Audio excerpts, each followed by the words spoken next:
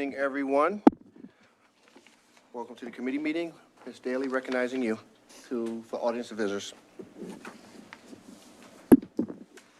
Good evening. This is Robin Daly from the Superintendent's Office. If there is anyone from the public who would like to address the board, you may do so in two ways. You may type your name, address, and comment into the Q&A feature in the Zoom application, or you may speak by clicking raise hand or dialing *9 from the Zoom app. When you are called on to speak, you will be given 3 minutes to state your name, address, and comment. Please do not place the call on speakerphone. No comments can be made against the employees of the school district or children outside of your own. No comments will be made by the board at this time. Thank you very much, Ms. Daly. We'll start with virtual first. Anyone online wishing to be recognized? There are several people as attendees, but no one has their hand raised, and there are no comments in the Q&A at this time either. Right. Anyone within the boardroom wishing to be recognized on the audience visitors for 3 minutes? Seeing and hearing none. Checking virtual one more time just to make sure we didn't miss anybody with a slow hand up. Nope, there are no hands raised. Without objection, I would like to close audience to visitors. Is there any objection? No. Hearing none, so ordered. At this time, we'll be on agenda item 8, which is the discussion of the 24-25 proposed budget. Before we begin, the way I see tonight proceeding is that we will go through the green sheet and any other collateral that has been given to us tonight. As you recall, at the last meeting, we went through the white and pink sheets to see if there was anything that was left over that had to be discussed at this meeting. We all came to consensus that whatever was left over on here was stuff that was going to be discussed tonight. We will go through the green sheet and any other questions that we may have, and then we will go right into the presentation with the physical plant. After which we will go through the rest of the items and sites. And then from there, if there's no other discussions about any of the sites, we will then open it up to any board member that would like to comment on the budget overall and their overall feelings. And then hopefully at the end of this meeting, it is my desire to gain consensus that we forward the budget as is to President Fury to present at the next general meeting in February, with the understanding that is the place where you can have your motions to amend and all that stuff at that point. That will be the appropriate place to do. Is there any questions about process for this evening? No. All right. Dr. Hill, I imagine you still would like me to go through Ms. Batchelder? That's correct, Mr. Chair. All right, I just want to give you your due respect, sir. Good evening. Good evening. Ms. Batchelder? Hello. Okay, so the first question on the green sheet was question 2 from last week, question 1 now. So that is on the attached white sheet of paper. Front and back is a listing of all of our software, very similar to years past, and certain ones are blacked out for security purposes. Question number 2 was asked. This was question number 7 from last week regarding breaking out dues and fees and contracted services for both the Board of Ed section and Superintendent section. So as you can see, that's all broken out. The majority of it being Connecticut Association of School Boards and of Education, excuse me. Let's keep going. Yes, ma'am. Okay. Question 3 was last week's question 8, and this is regarding the plant operation budget and the increase. So it was an increase of $182,850 from this current school year, and below is the breakout of those increases. You'll see that I added a line, the consulting, so this is for the mandated HVAC assessment. And again, this is another item that, the state is giving us a roughly $200,000 budget, but then they're saying there's going to be grants coming. So again, similar to the feminine product, it's very much up in the air. But one of our, as you can read down, one of the thought processes was to purchase some of the items this year to help offset, or at least get the consulting going. Question 4 is the feminine product,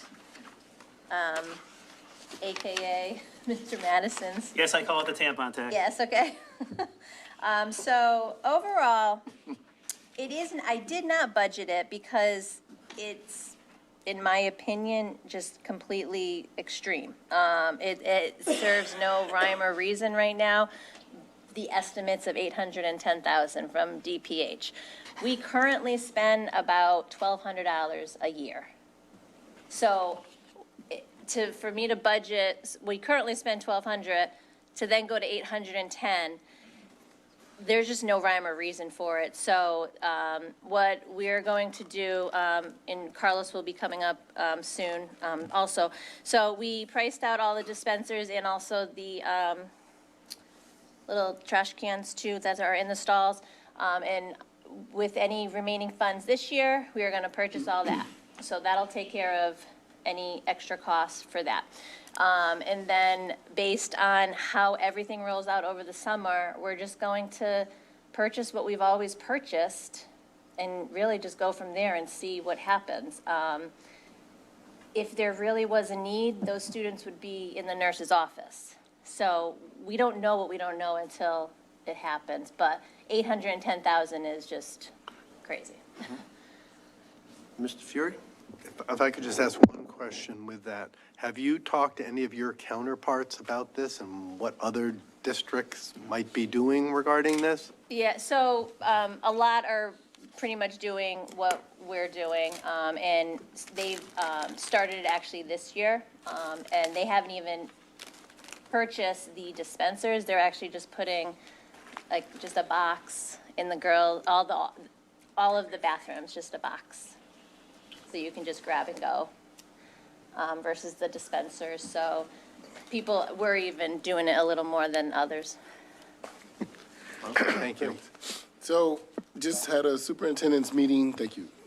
Just had a superintendent's meeting today, and what Ms. Batchelder said is correct, and that's the way I actually would like to go. So I know they want to buy really nice things, like we can buy a box and, talk to some superintendents, like, yeah, just get a nice container. Don't expect any damage or anything immature in the ladies' rooms or the unisex bathrooms.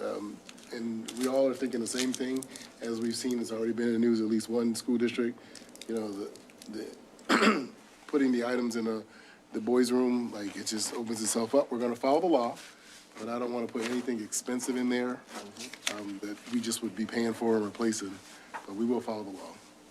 But I wanna do it as cheaply as possible. Thank you. Counselor? Okay. Yes, ma'am. Question number 5. So question number 5 and question 6 from Mr. Madison go hand in hand, based on the list that would bring us to a 4% cap. I want to point out that this is not anything that Windsor administration is looking to do, but you asked for a cap of 4%, so here it is. Okay. I just want to make sure she's, Okay. you're done, correct, Ms. Batchelder? Yeah. Oh, Would you like to add on before I recognize Mr. Madison? Yes, please. Dr. Hill? Thank you. So in regards to Mr. Madison's question, it was, solid question, great question. But I just want to be clear because we are, even though there's not a lot of folks from the public here, it's, in order to get to those numbers, you see, there has to be extensive staffing cuts. So I just want people to be clear that it wasn't just, a grab in the dark, but trying to ensure that we meet our programming as we need to. Just giving folks an example in general, a high school obviously would always have to be staffed because that's where you actually give a diploma from and they earn credits. So you try to take the hits somewhere else, and I don't want people to feel like their position is diminished at all, but again, just trying to meet our legal requirements. Your high school is your legal place in your school, just in any school district, because because that's the place that awards a diploma. So kids have to earn credits, which are required by law in particular areas, so we have to always make sure we cover those areas first. Just wanted to make sure the public understands that. Mr. Madison, and then Ms. Cantor. in Yeah, order. if I could, yeah, so my question, just so everyone understands, is I said, what would it take to cut the 6.4% increase down to 4%? And I said, head counts on the table. I love you guys, I love everything you do, right? But this is budget season, you gotta ask the hard questions on money. And I work in a corporate environment, I deal with budgets all the time. And, we can go through every line item, and we do, that's great. But one of the things you always do is you say to the head executive, here's my target, I am a member of the board, hit this target. And you see what comes back, right? Because I don't have a level of expertise that any of you do, especially not the superintendent. And so I could sit here and fight line items all day. Or we could do the standard pattern that we do in budgets in the corporate world, which is, here's your target, sir, please come back with an answer. And you did, which I appreciate. This is outstanding work, and I appreciate you turning around fast. This answers the question. All of you, thank you. Ms. Cantor? Thank you, Mr. Lockhart. I just wanted to comment on, it would be really negligent of the board and administration not to have a nurse hired, another nurse. These students are vulnerable in their medical conditions, and you're leaving the nurses, the registered nurses, vulnerable because they're required to provide standard of care and safe care. And I mentioned this before, determined by the state of Connecticut Department of Public Health as well as the National Nursing League. So just want you to know that's my feelings on that, like you don't know. Thank you. Thank you, Ms. Cantor. Ms. Patchos? 6 is answered. Question number 7. Yes. Oh, I'm sorry. So question number 7 is a loaded question. And I feel like we've been talking with lawyers so much, or we've been having a lot of PD, the administration, and so I'm really going to say it all depends. I can't, I literally, Good answer. That's a very good answer. Situational. That is the lawyer. I mean, Is that an administrator's, that's the administrator's answer, right? School All administrators, lawyers thank say you that. very much. no, so I know it was a little funny, but just so I can explain myself a little bit, because depending on what the case is, it would depend on whether we as a school district was negligent, whether a teacher was negligent, whether our property liability insurance would kick in because of that. So there's so many factors that it would just depend on the case. In the end, Windsor Public Schools is allocated a certain dollar amount. We're an expense budget. We don't hold cash. So roughly $80 million. We would have to deplete all of our money, and then it would be the town's responsibility to pick up. Like a short answer, that would be how it works. All right. So I can add to that, thank you. In adding to that, my experience settling cases, when we're settling these cases, we're talking to attorneys, and depending on which area it's in, there's a different attorney for the town. I've talked to Corey Lynn Weber a lot, but then there are other attorneys, Attorney Rose from Rose and Caller, right? And so, but the key is they always call back. We talk to the town when we're dealing with these cases, and they'll tell us how much money that they'll cover, like we will take care of, and then it, the case could move into a different category, and that would be on the town. So as Daniel said, it all depends, but the district, when it does pay, it's a little amount that the district will put out. When cases get really big, it's gonna be our liability coverage, whatever that is, and whatever the settlement is. But I know the lawyers have always called when we're sitting down in Hartford, and they'll tell me, we can't go over this number. And that's what we try to work to. So, All right. Mrs. Pettle? yeah, just, so the liability coverage, where do we have that? That's in our insurance. Do we pay for that? Is that, or is it? Yes. Yeah, So that's our property, I'm sorry, Charlotte. That's our LAP insurance, so property liability. The town owns the contract, but we pay our portion of it. okay, Similar to workers' comp. The town owns the plan, but we pay our portion of it. okay. All right, it kind of makes sense. If it's if it's $10,000 or $15,000, I mean, you'll probably take it, Right. handle it here, but if it's a couple $100,000, then you would go to the town. Okay, thank you. All right. Question, oh, I'm sorry. Batchelder? I just keep going if I don't. Question 8, what is ESY, and why is the increase? So ESY is extended school year. It's mandated by law for special education. And the increase is, one, due to contractual increases, salaries go up every year, and also because we have been utilizing our ESSER funds for the summer enrichment program, which was an all-day program. We were able to tap into some of those funds to help offset our ESY costs, because if we offer a full day to all students, we have to offer a full day to all students ESY or not.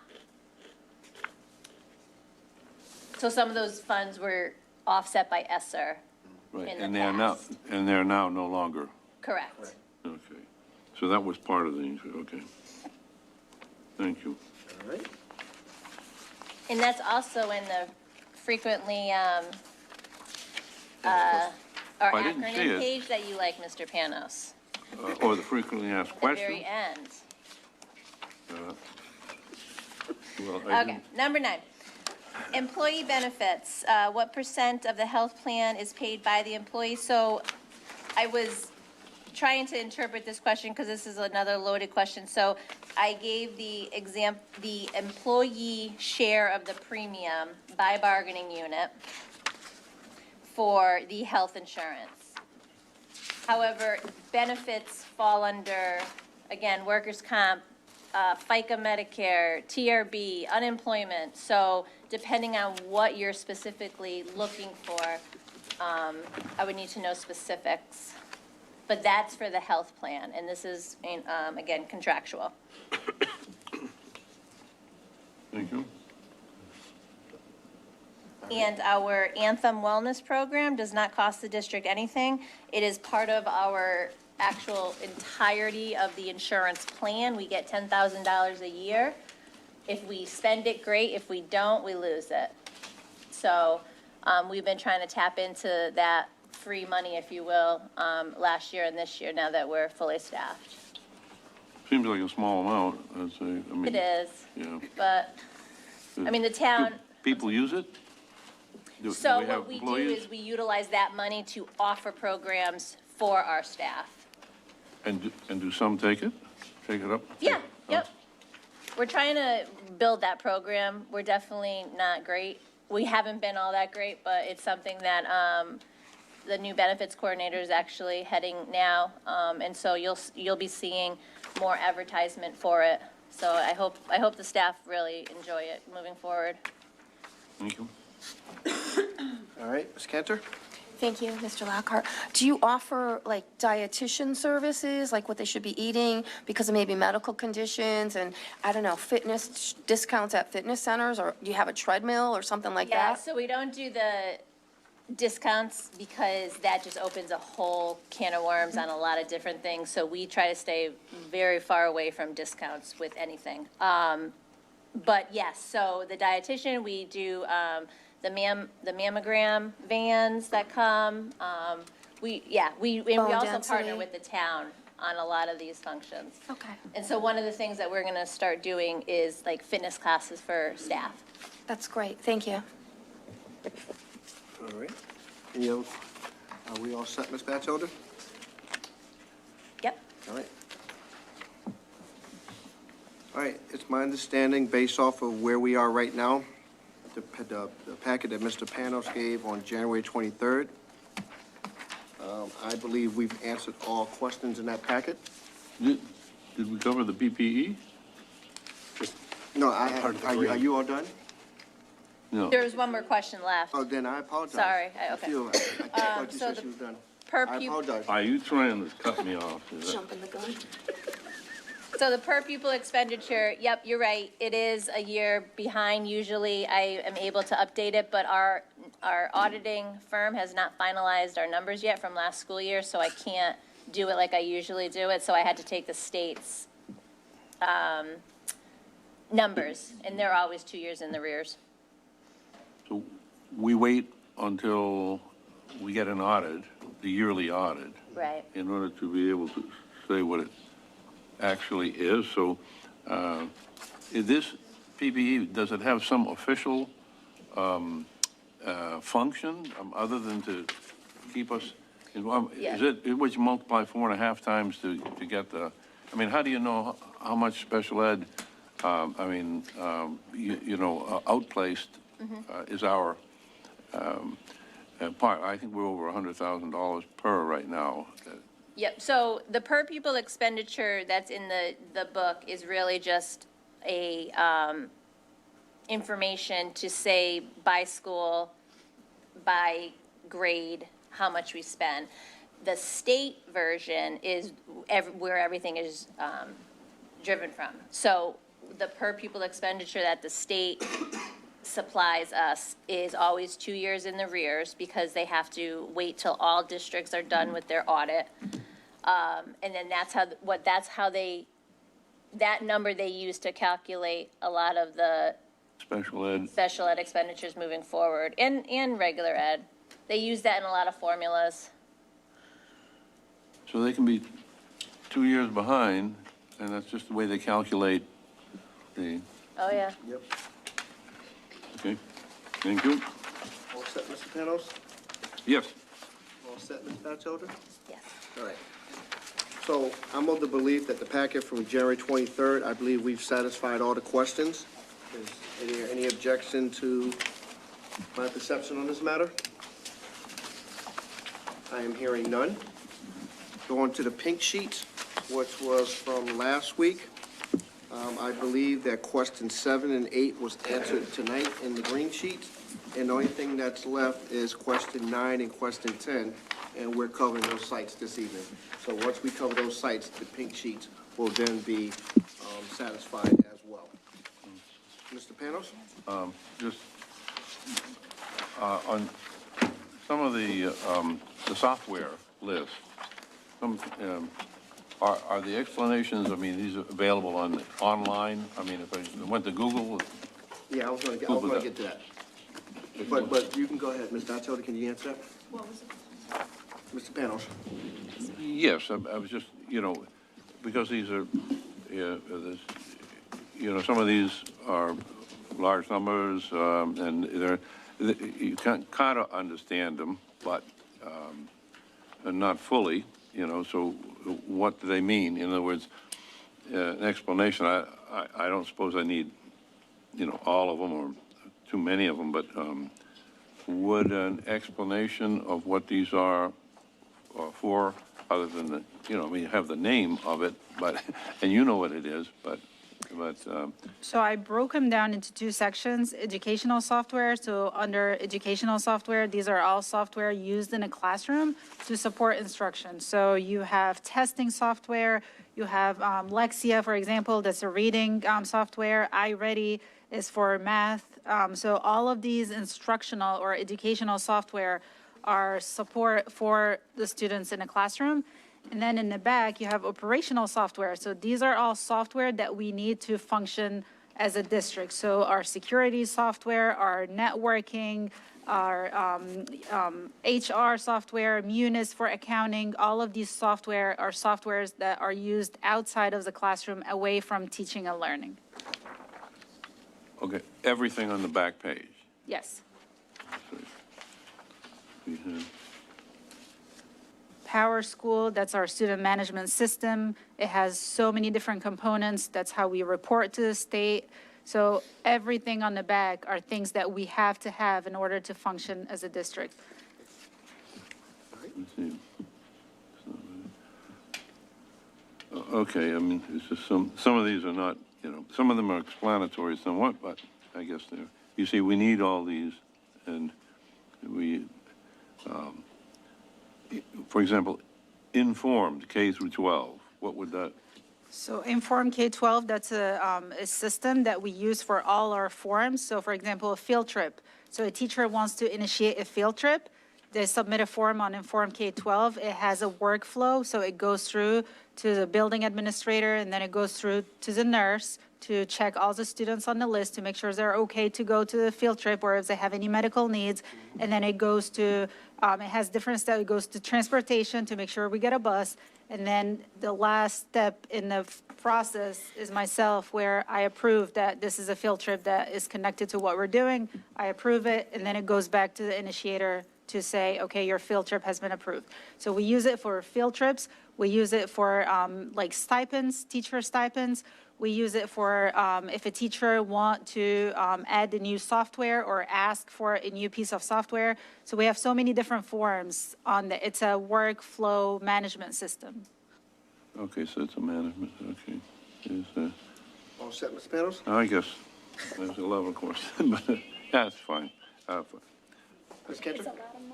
Thank you. I have a question on, is there a form for the minivans for transportation? So the principals or whoever the coaches are want to use that? Is there a form on there to fill out if they wanted to use it? Yep, so we also, yes, for that, and also for all of our coaching stipends, or contracts, excuse me. So it's a form-based software, but it's also, we utilize it for contracts. So all of our coaches, we submit through that, and it gives them a contract that we can keep track of, and then we can send to them instead of all the paper copy. And we also use it, when you said buses, we also use it for our special transportation through special ed. And that's where the gas comes out of, because I don't know, where the van's empty when they go to use them, and then they fill it up with gas, and they must fill out the form, or how does that work? Yeah, so they must, so this is not part of the form, but when they, not rent, like check out, if you will, a bus, they have to bring it back where they left it. Oh, okay, great. Yeah. Like a rental car, okay. All right, thank you. You're welcome. All set, Ms. Cantor? Yes, thank you. The- Panos still I still just- has some unreadiness? I mean, just one more. The large blackened out one in the middle is not, is that, what is that? That's our security Oh, okay. system. Okay. Set? Thank you. Thank you. All right, I believe we've satisfied all the sheets. Correct? Yes. Dr. Hill, do we have the plus 1% and the minus 1%?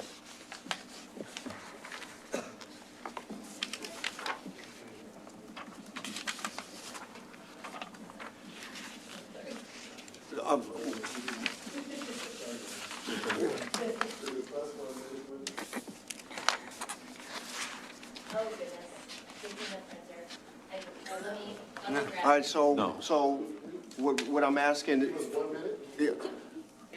I asked for the plus 1% and the minus 1%. I wanted to make sure that we took care of that. She's gonna go and print that out, Thank you. all right?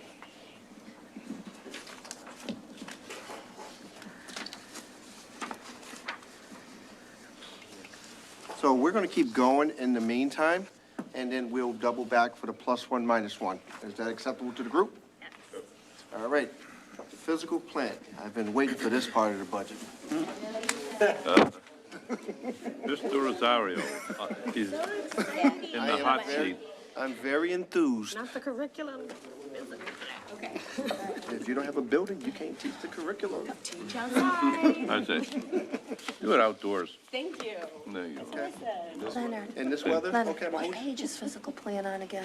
we're gonna start on page 33. Thank you. Okay. Oh, I guess I can go back, thank you. So, for everyone that does not know, this is Carlos Rosario. He is our new physical plant manager. Carlos is.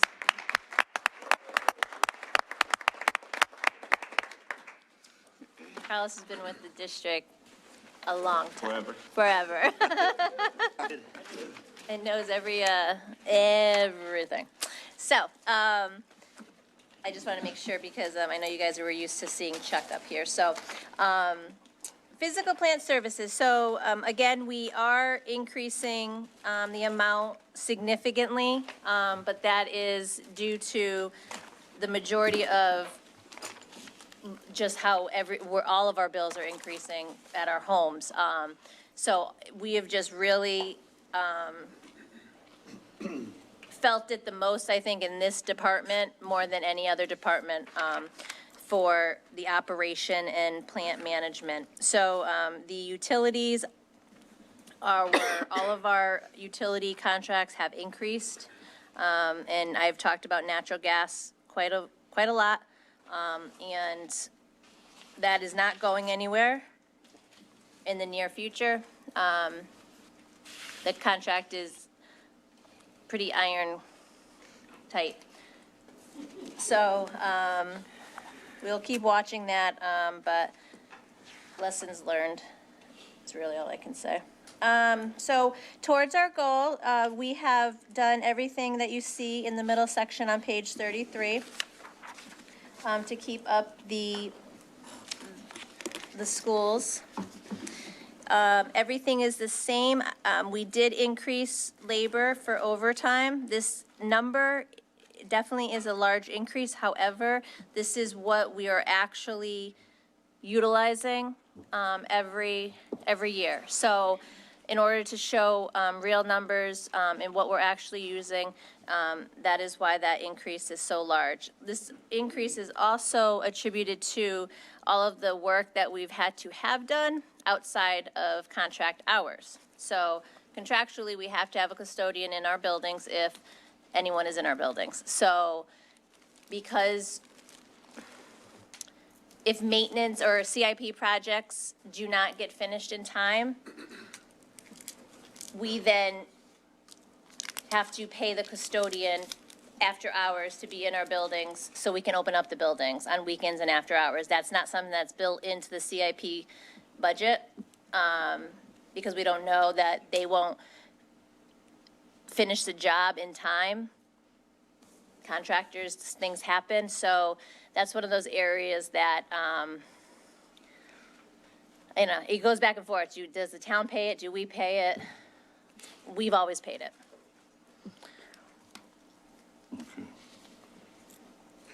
All right.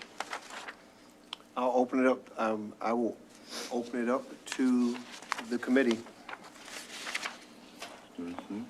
Any questions, comments, or concerns? Ms. Taylor?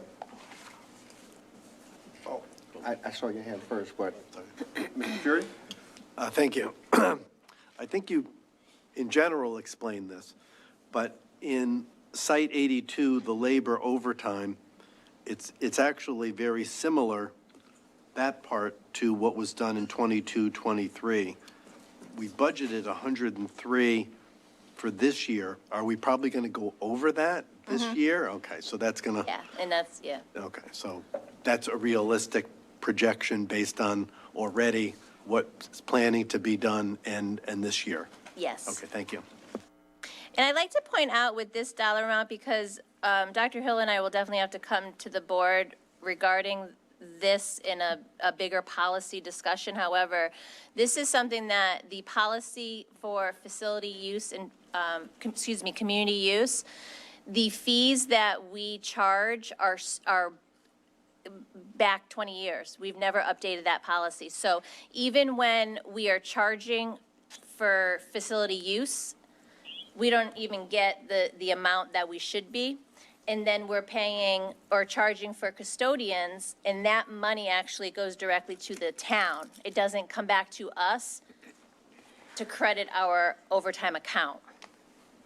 So that's something that I've brought up with the town. But again, we're not a money maker. We don't collect money in. So even, for instance, for special ed tuition, when we have DCF students coming in our buildings, we can charge other districts. It's our teachers teaching them, but that money goes directly to the town. We can't offset our budget. So it's something, I think it's a bigger discussion, but it's definitely a policy change that we're going to need to come back with also. Mr. Fury? No, I'm done, thank you. All right. Ms. Taylor? I don't know if this is for you or for you, Ms. Batchelder, or if it's gonna go back to a town situation. But something, and I don't know if this is the time, but I think it is because it's about the electric. Someone brought to my attention about how dark our schools are at night.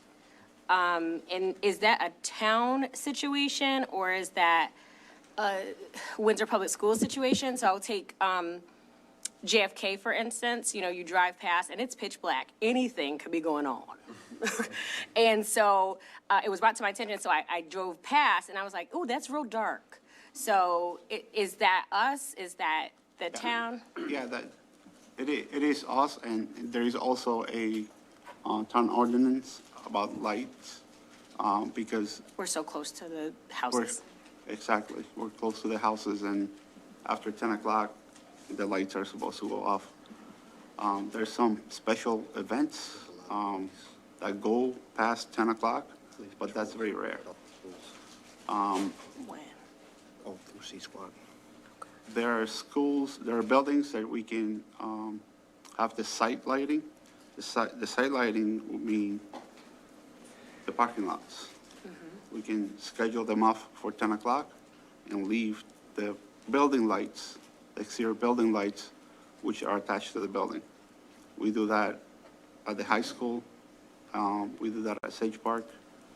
We can look into doing it at JFK as well.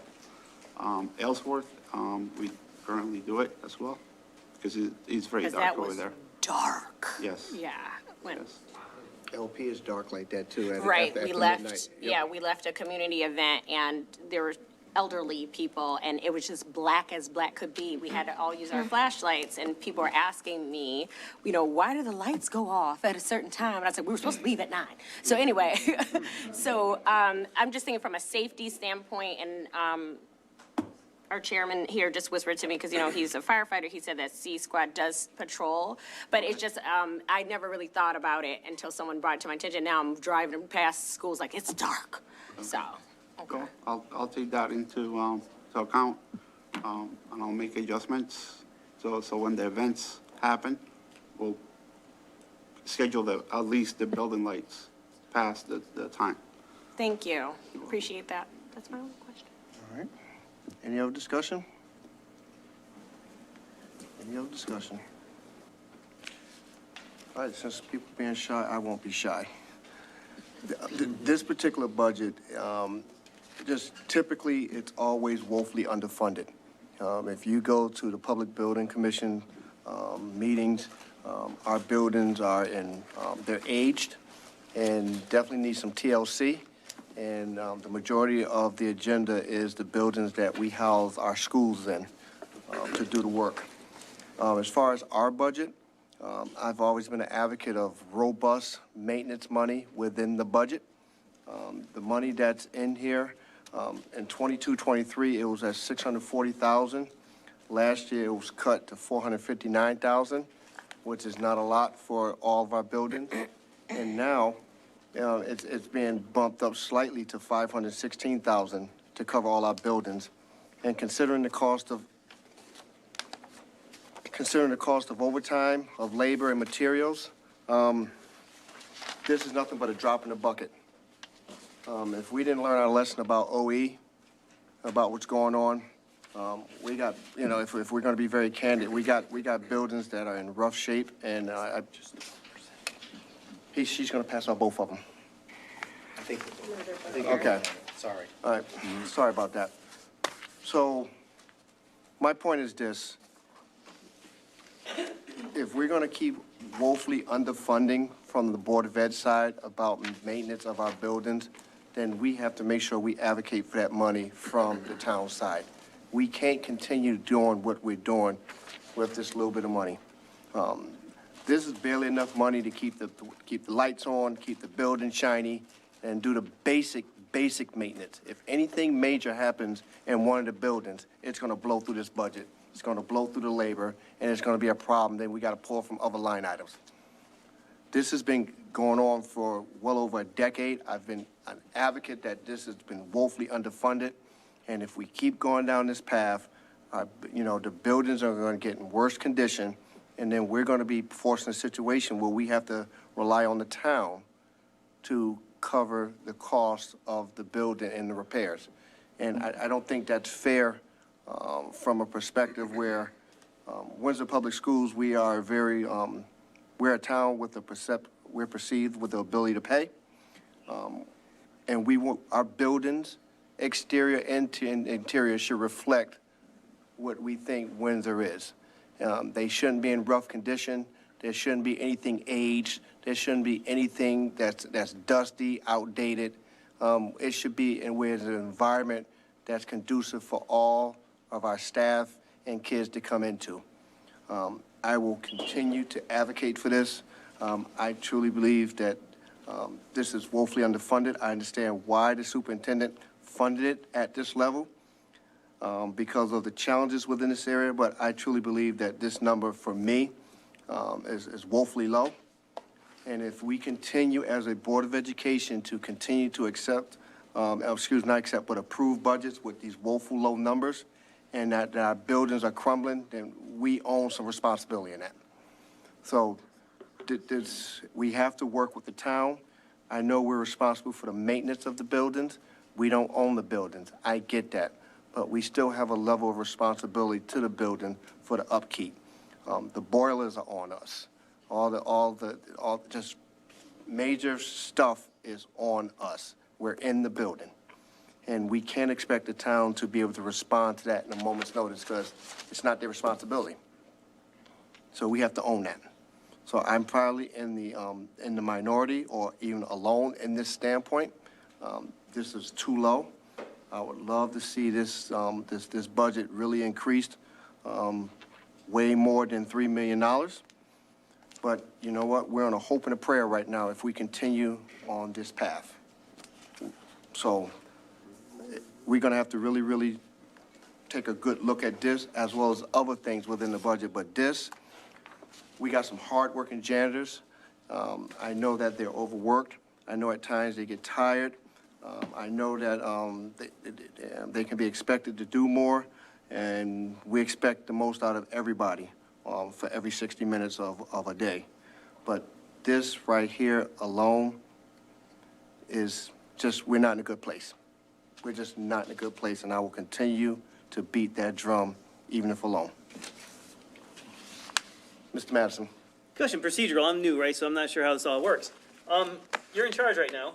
Can you convert that desire into like a financial figure and say, hey, boss, go back and put some money in there? Isn't that kind of, thanks for the laugh, No. I'm not trying, but I'm like, I don't understand how this works, like, tell me, So go back and put it's his budget. Yep. He presented the budget. Okay. It's now the board's budget. Okay. And we have the authority to make whatever changes we see fit. So he's done his job based off the budget assumptions that we assigned to him. Gotcha. He has presented a budget. If you're asking me the question, I've always asked for $100,000 for each elementary school. I've always asked for $200,000 for Sage Park, Yep. and I've always asked for $250,000 Is that for coming the like high next week or school. something? I'm sorry? Is that coming like next week or something? I'm just trying to understand procedurally. No, I'm truly trying to No, understand the process. I can make that motion at the board meeting, at the February meeting. Okay. But yes, that if you're asking me, do I think $850,000 should be in the maintenance budget for our schools? That's a hearty yes for me. But Yeah. right now, that's not what we have here. We only have $516,000. I'm just asking a question of process. Yep. Like, So the way for me to do it is at Okay. the February board meeting, or the way for any of us. Yeah. If you would like to offer substitute motions to the Okay. budget, that would be the appropriate time to do so. Thank you. I just said, trying to understand. Yep. All right. Mr. Panos. Just point out that anything over 0.1% of the, was the tax, the budget, the tax collection, right? Is a major, it goes to the town, right? As a single project, correct? I'm sorry, yeah, say that one more time. I'm sorry, that, I think major maintenance, we don't fund for items that are $250,000. Right. It's- That's a it'd be CIP project. 1%, right, so 1/10 of 1% of, the tax collection is what, 120 million? So we'd attempt to be over, like $120,000 or something like that, some number like that. So if something is going to cost that, it is automatically supposed to be taken care of by the town. That So- becomes a town project. And that's a point well received, but my point is basic maintenance of the building. That's where I'm talking about, where this money can be truly expended if something goes wrong this is where if it does not meet that threshold, as you suggest, it then comes out of this bucket of money. So there's a lot of times where repairs don't come to that threshold unless it's a project that's already under the Public Building Commission's jurisdiction to pay the bill under something that's already been authorized. But if it's something that's already been done and it's an operational piece that this gentleman has to make sure is fixed through his staff, it comes out of this bucket of money. And if you're trying to beautify the school as of July 1st, get it ready for school opening and go through all that stuff and make sure the outside grounds are taken care of, stuff like that, that money gets chewed up rather quickly. Thank you. We have a list of the items that they're putting on page 37, right? The major maintenance by site. So you can see here, John F. Kennedy. Yep, 3738, yes, sir. You can see, yeah, and so they obviously have a fair idea of what is required. I don't know, speaking of John F. Kennedy out there, the last time we had an election, it was kind of dark because one of the lights wasn't working. I don't, right? Was that was just out. I don't know if that's fixed. I'll let you know next election. It'll be on. And we'll put it on here. That's it. We'll put it on at that point, okay? There's a light bulb. Big one. So the major maintenance site, just so everyone's clear, is, so the director and the school principal walk every year together around the building, and so it's a joint effort. Sometimes we have to tame back the principals because they want everything, but no. That's how this list is created. So, as a question, any painting that is done on the classroom walls or the hallways and all that sort of thing, that is known, like, we're now, what, 8 months ahead of before all this is going to begin, right?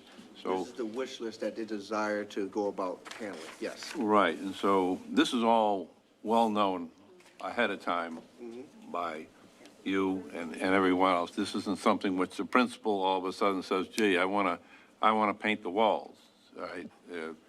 In a perfect world, yes, but unfortunately, every year. And it's not the principal, it's, I mean, things happen, things break. Okay. Painting, things like that, we know. You but- know painting, but, Yeah. yeah. All right, thank you. Paul, the way I look at this is more like of a break-fix type of a budget, more than anything. Well, I don't know. I mean, does this place look shabby to you? I'm looking at the walls here. It looks pretty nice here. They take photos all the time here. Yeah. Nobody seems to object. But if we go to some of these some of these auditoriums where the drapes have been hanging there since probably the 1970s, that's not a reflection of our buildings. That's just me personally. Mr. Superintendent. We can get beyond this major maintenance stuff here and understand when you're talking about adding money each year, where does money actually go, what the Ms. Bouchard? Yes, thank you. Carlos, please jump in. Also, oh my God. So, a perfect example is what happened this year at OE. All of our major maintenance money got sucked up at OE. So nothing that was planned could have been done. Do you want a cough drop? Are you okay? Want a cough drop?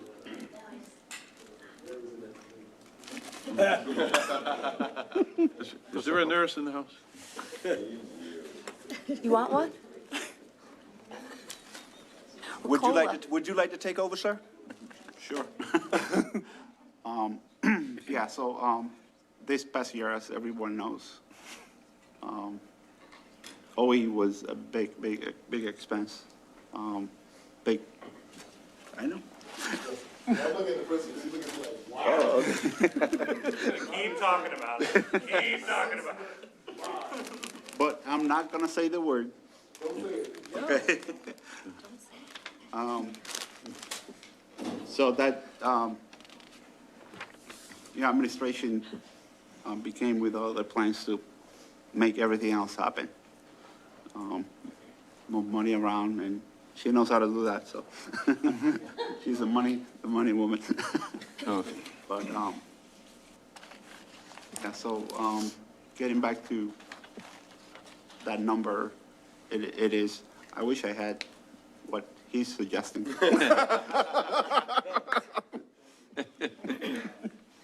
So another example too is, He's back.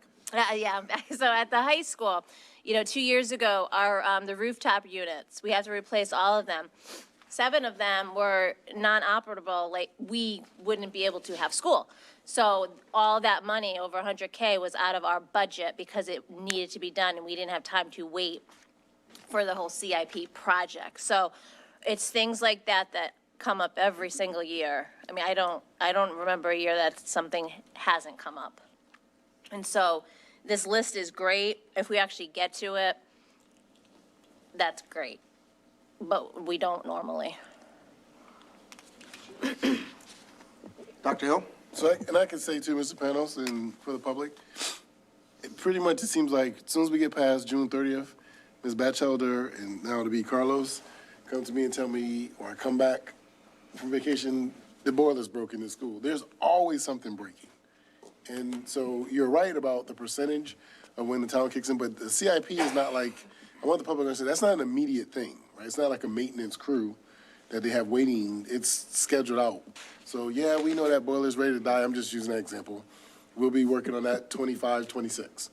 But the boiler doesn't know it's scheduled to get replaced 25, 26, so it breaks now.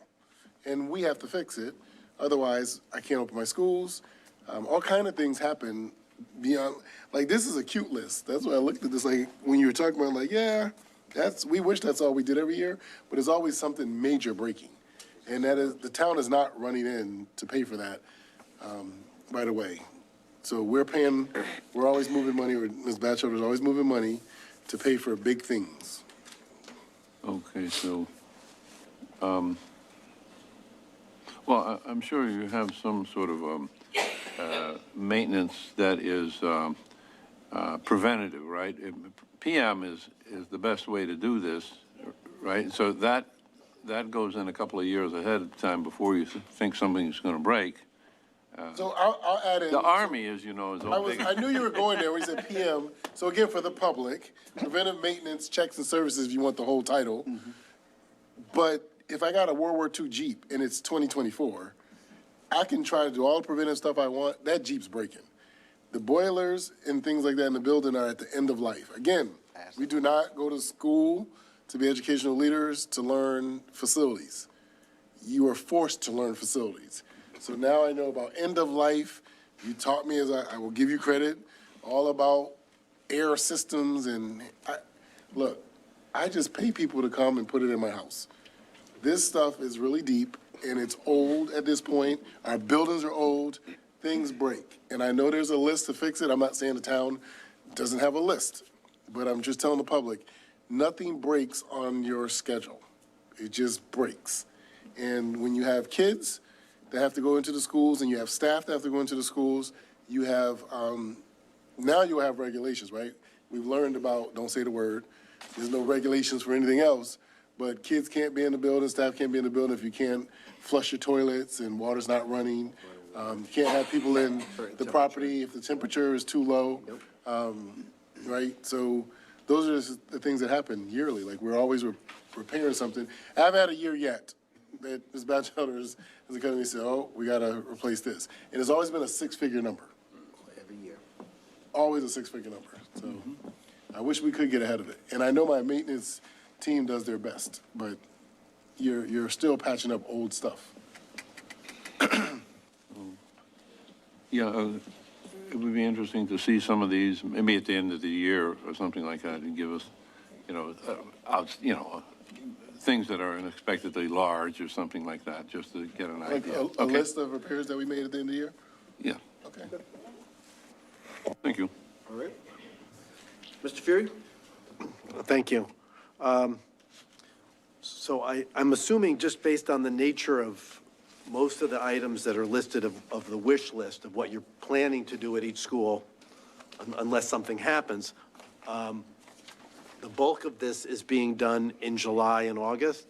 Is that correct? I mean, we had a crane in the high school gymnasium today.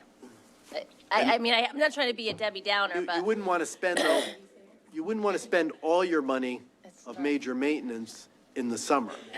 So is there a certain percent that you hold back?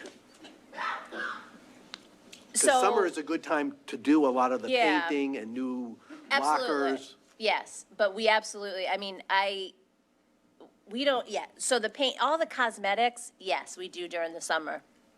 Anything more, everything is held until that March time because we just don't know. We hold everything back. And remember, sorry to jump in, but remember, Windsor town, we use our buildings. So summer, it's not like only one school is being used. So, people are trying to work around students coming in, and it's not like just clean, right? So we can say to Carlos, okay, I won't even say OE. Let's say Pequannock. Let's pick another school. I know he's tired of hearing OE. So Pequannock's empty. You got the whole summer. Do your thing, right? You might get a few weeks. You have to do the regular summer work, the regular cleaning, moving furniture, if there's new furniture coming in, the painting and those things, like, they happen around everyone.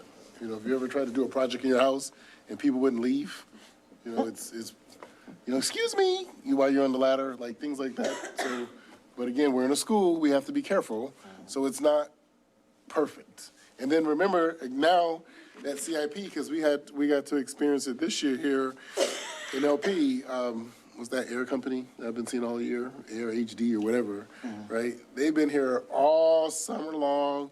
We had to move offices. They taped off stuff. We're like, okay, we'll be inconvenienced for a few, and then, Ms. Batchelder says in the summer, so they're not gonna be done, right? So then I said goodnight to them every single night until, like, after Thanksgiving, because Christmas. I'm leaving the building, they're in the building. So you're always working around something. And I haven't seen a project in the 10 years that I've been back into Windsor now, I haven't seen one project at any school completed in the time they said it was gonna be completed. Big or small. Thank you. Not I'm one. set. I'm set. Thank you. Yeah, you schedule minor things like painting, whenever there's a non-use holiday or something like that, or election day, right? So that would be known, or somewhat scheduled, at least. So, thank you. All right, any more questions about physical plant? Thank you, sir. Pardon me. I'm sorry, Ms. Cantor. Thank you, Mr. Lockhart. I just have a comment to make. Things aren't made the way they used to be made. Everything falls apart now, like, even at home. Our dishwasher breaks one day or right to the day. I mean, we've gone through 3 dishwashers in 15 years, 5-year warranty. I mean, this is the way they make things, and it's terrible, and there's no reason to make it that way, but that's how they make money. Thank you. That's good engineering.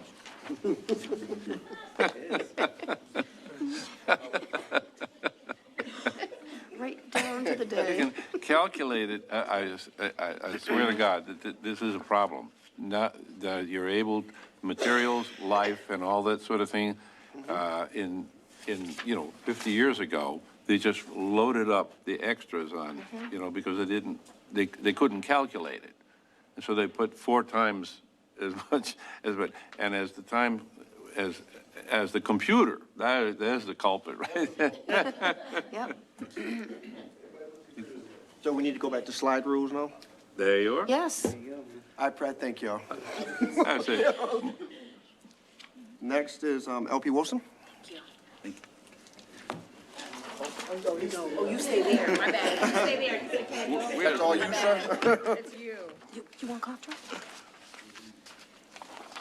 Okay, Batchelder? so LPW, obviously this building, so we utilize it, and same with the senior center side. So through the years, we've gone back and forth, but the ratio that we have come to all agree on meaning the town and Board of Ed, is that we use 1/3 and they use 2/3. So our portion that we contribute into the fund is 1/3 and 2/3. So that's where you see the 123,600. That is the contribution, and then the operations, maintenance, and utilities is just like our physical plant. This is always separated out because it is shared with the town, and we have a separate fund for it. Anything else? You said it all. All right, LP Wilson is standard year over year. We share for the operations of the building with the town. We pay our fair share. As you can see on site 81, there's what we would call major maintenance, the amount of money that's allocated for each site. I won't beat a dead horse on this one, but you can see it's not a lot. Any discussion for LP Wilson? I am hearing and seeing none. Without objection, I will move away from LP Wilson and go to salaries. Without objection, so ordered. Thank you very much. Ms. Batchelder, salaries? Okay. Okay, so our salary page is all of our contracts and the dates that they expire. Thank you. So as you Thank can you. see, we're going to be going into negotiations, like we had said earlier, with WEA, which is the teachers union, and also the nursing association this coming school year. And then the next page, page 40, is an outline of all contractual salaries based off whether you're certified or non-certified. And the 300,000 is that annual amount that we've always used for years for retirement savings. All right. Any discussion about salaries? Mr. Fury? Thank you. Obviously, this is a big ticket item, 7.39%. And salaries is obviously a very big part of our budget. For 24, 25, I don't know if there's any, it looks like there's a bigger jump, it was about $1 million jump from 22, 23 to 23, 24, and over 2 million. Is that just the way the contracts that have been negotiated, where things are, including step increases and everything else? It's not a larger, I mean, I don't remember going up too many more positions. No, so the actual is what we actually spent. It's not what we budgeted. Okay. And so that number, and for the past few years, has always been a lot less than what was budgeted. Because if, from just teacher absences, FMLAs, things like that, or we just can't fill positions, which definitely has been an issue in the past couple of years, actually filling, especially special ed positions. The 23, 24 is what we currently budgeted, but even this number, we're under, I know we're under, because I do projections every month, because again, we have some positions that we weren't able to fill, mainly special ed. And then obviously people, if they are taking leaves of absences, building subs and things of that nature are on other line items within the budget book. But I also want to point out the big increase, though, includes all of the additional ESSER funds. So that's $1 million right there.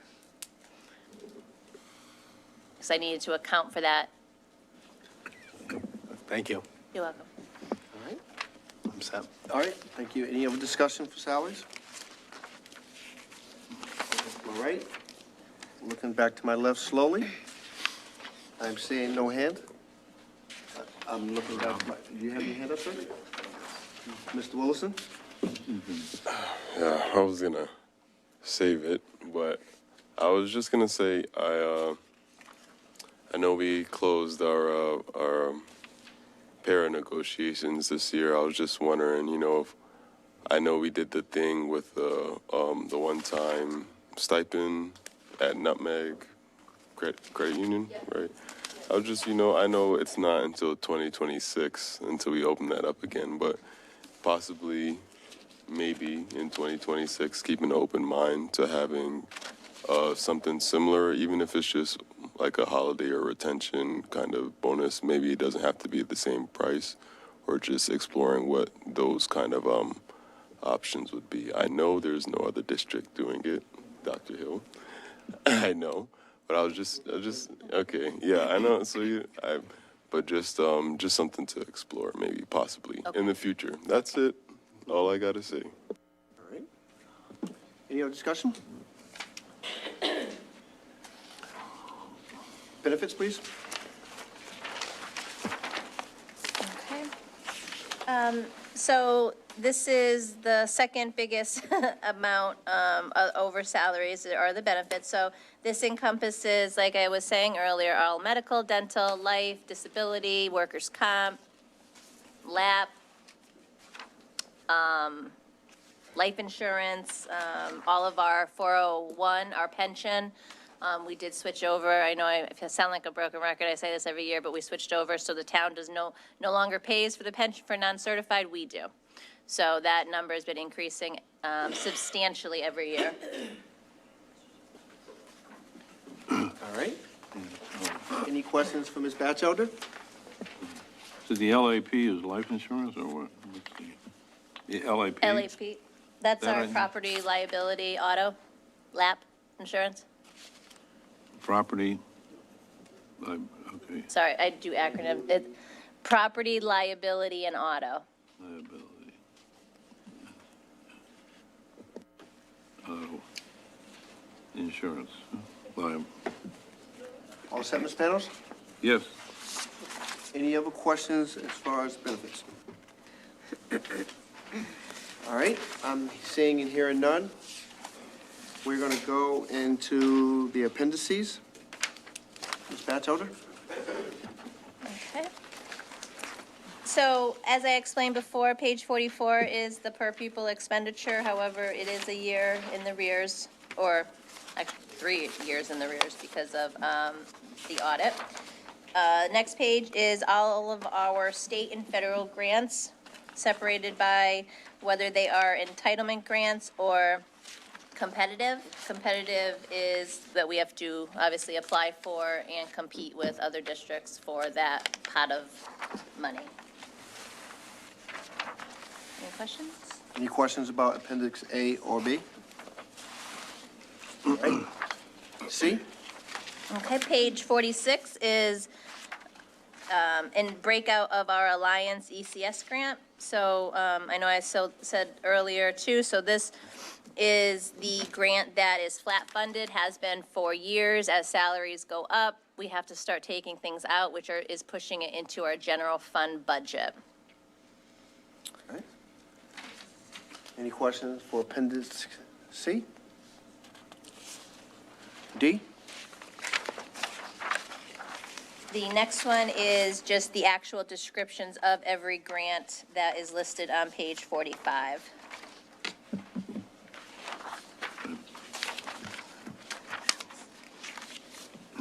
Any question about D? E? Okay. Page 49, Appendix E. So this is the Office of Family and Community Partnership. So going back to the questions, this is where we were going to talk about the SCL questions. Yes. Okay. Can I call up Dr. Mallory? We got a Sigma man right there.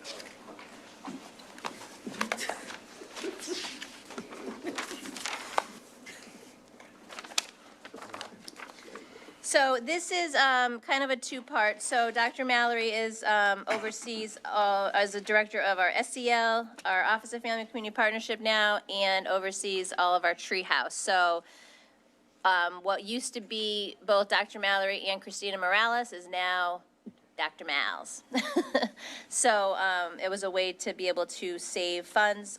But the question from last week,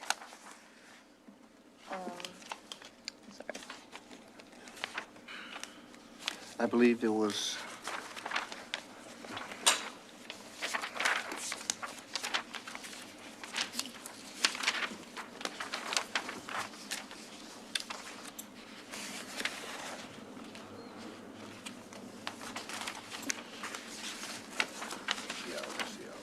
no, that was from the previous week.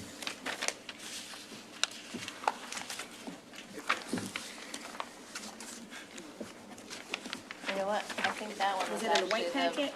Yeah, it must have been the very first. Yes, question 12. Sorry about that. Okay. Regarding SEL, can most of these functions be shifted to teachers? Is that the one you're looking for? Yes, thank you. Question 12 on the white sheets from January 23rd. So the answer is, couple lines, but, I think that this is a really good question that I'd like Dr. Mallory to answer because this is really the premise behind SEL.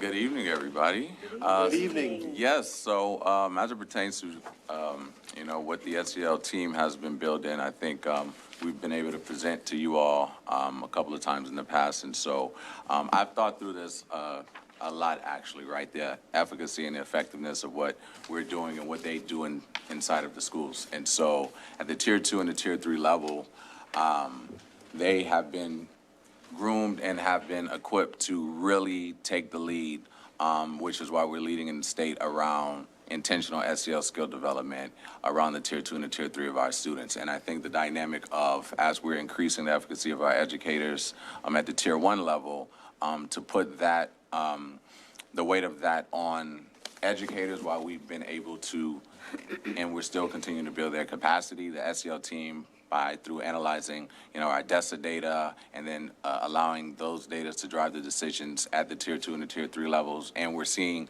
so many, substantial things from our students within the classroom. We're seeing, as it pertains to our chronic absenteeism, we're seeing decreases district-wide, and the SEL team has been doing that and leading the charge within that. And so, that's the level of importance. And I think when we started this journey, we had obviously through ESSER, we had way more SEL specialists. And so this number, I think, how we've been able to collaborate and work in tandem with our educators to ensure, right, that adult SEL as well. And so to put that on them when the SEL team has been building and leading the charge on that, I think it would be irresponsible, but also I think our favor within the state and how we've been able to build this model and continue this model, is why it's so important, for the SEL team to continue to not only navigate and lead the charge, but also continue to support our educators, because now we're seeing kind of that united team front within the classroom, outside of the classroom, and I think within the new role capacity that we're going to be able to leverage the SEL for the family partnership and community aspect of it is also going to take us to the next level. All right. Balchetto? Okay. If Dr. Mallory can just stay right there, because page 50 and 51 goes through our Treehouse program, the financials, as well as our FRC structure with Treehouse. We've had a lot of discussion over the past few years, ever since COVID, about having to fund some of their program through the general fund. So the charge of Dr. Mallory and Ms. Gianna Gill is to get that program up and running and be self-sustaining moving forward. All right. Any questions about E or F? So the, Oh, wait a minute. Oh, okay, I thought, I'm sorry. So, I didn't see hands go up right here, so I want to make sure I recognize hands first. It was who?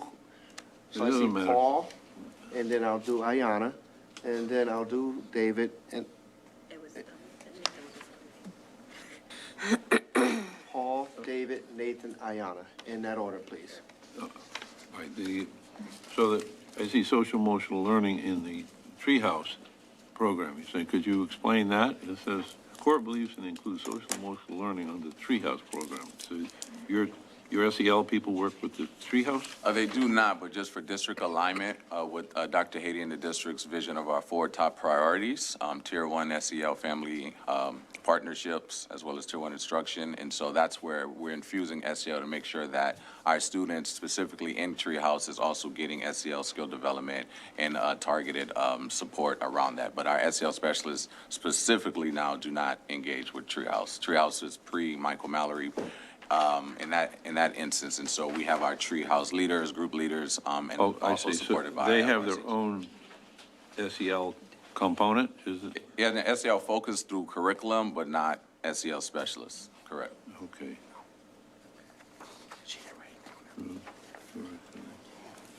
All set, Mr. Panos? Thank you.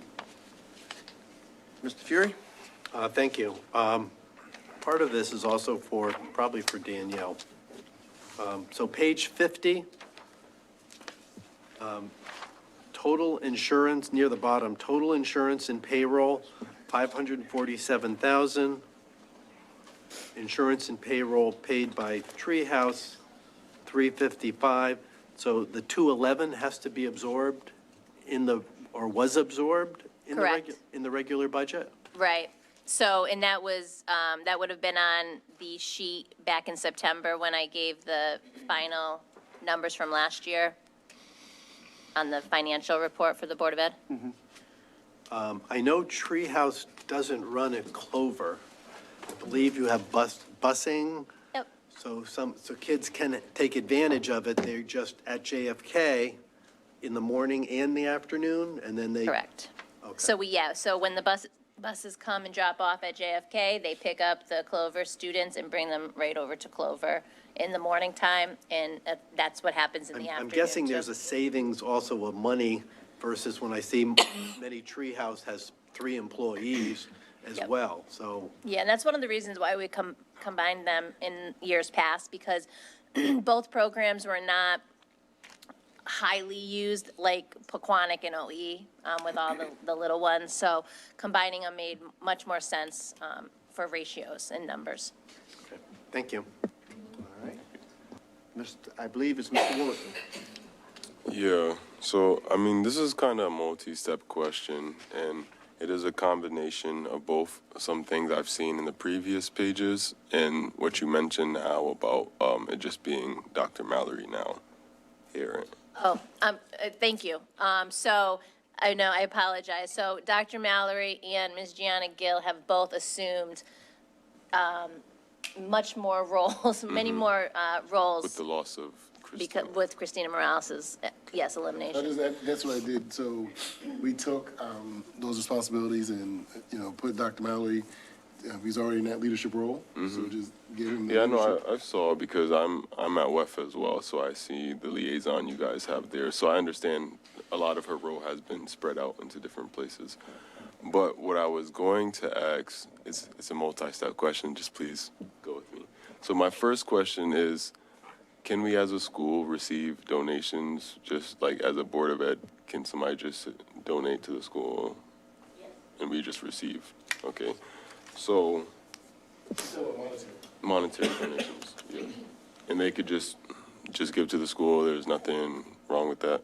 All right, so another question I have, because, Well, yeah, I mean, Did you have a qualifier before? Yeah, so, all right, for example, so we talked about this a lot when lunches went away. So we set up that kind of fund. So you would just have to designate, do you want it for tuition for Treehouse or for help with students that can't afford lunches? okay. All right, I was asking, sorry, let me work on my enunciation, especially with all the educators in the room. Not asking anything, but I brought it up because just working with WEF, which Christina obviously worked closely with us while she was here, I was wondering, I mean, I guess that this question doesn't make much sense anymore because people can give directly to the schools. Like, if there was some sort of situation where, like, we could reel more donations in through WEF in order to be able to fund things outside of the school budget's purview, but now that understanding people can give directly to the board, there's no purpose in asking that question, so. Right, and also you can always donate to the PTOs. I'm sure the principals, I feel like they're staring at me. Okay. Way to go. All right, thank you. Ms. Taylor, and then Mr. Panos. Thank you for being here, Dr. Mallory. And I had to verify with our chairman here, you have not presented during the budget. You've presented before about SEL, but not during the budget.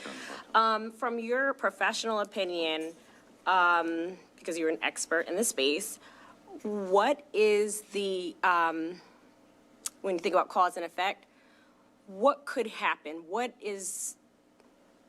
do we stand to lose removing SEL from our schools? Oh, goodness, that's a great question. I would say my intellectual mind and speaking on this objectively, I think we see all of the research, the data, the trends, I mean, just inside of Windsor and nationally, seeing what has happened with students who have not been able to, one, at the tier 2, tier 3 level, be able to acquire and really learn these skills and be able to then obviously apply them into the classroom space to obviously what we all are here for, to have the academic performance increase, and then they can go off and graduate from Mr. Parker's school and our high school and go off and do amazing things. And so we would lose a lot. I think the world has changed substantially. The research suggests that, and so many of the things that students are not being able, a lot of those skills that have been lacking. We know that the corporate sector, me and Mr. Madison have had a bunch of conversations about this. All things SEL is so many things that companies are looking for.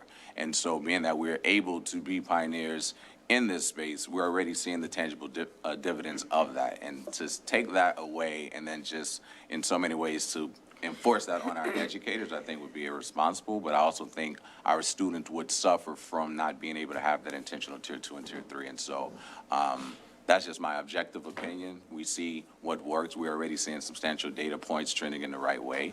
And we know that a lot of things, especially with initiatives like this, things typically take 3 to 5 years anyway.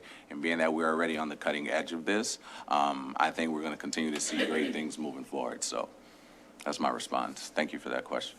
No problem. How the gentleman here feels about physical plants, how I feel about SEL. I appreciate that. Appreciate it. And it is cheaper. It is cheaper. No, my mic is on. My mic is on. No, I have seen the dividends. You know, my children went through COVID just like all the kiddos that we all, we educate. And then, so my little guy he's, if you could look at the data of him to show what happened prior to COVID, during COVID, and after, I see Trisha Lee nodding. My son is proof positive that it works. Ms. Fallon, come on. So if you ever need to take, my little guy on the road to show the data of that, I know for a fact it works. I know for a fact that the tiny amount of money that it seems like so much money on paper, we keep saying ESSER funds, but it's so much bigger than that. And so I just want to lift your expertise of this, because we haven't heard from you in regards to the money part, because we were getting it for free. Well, guess what? It's time to pay up. We are seeing the gains, so I just want you to know that I will be fighting for the money to get the SEL to stay. Thank you. I appreciate that. Is your mic on?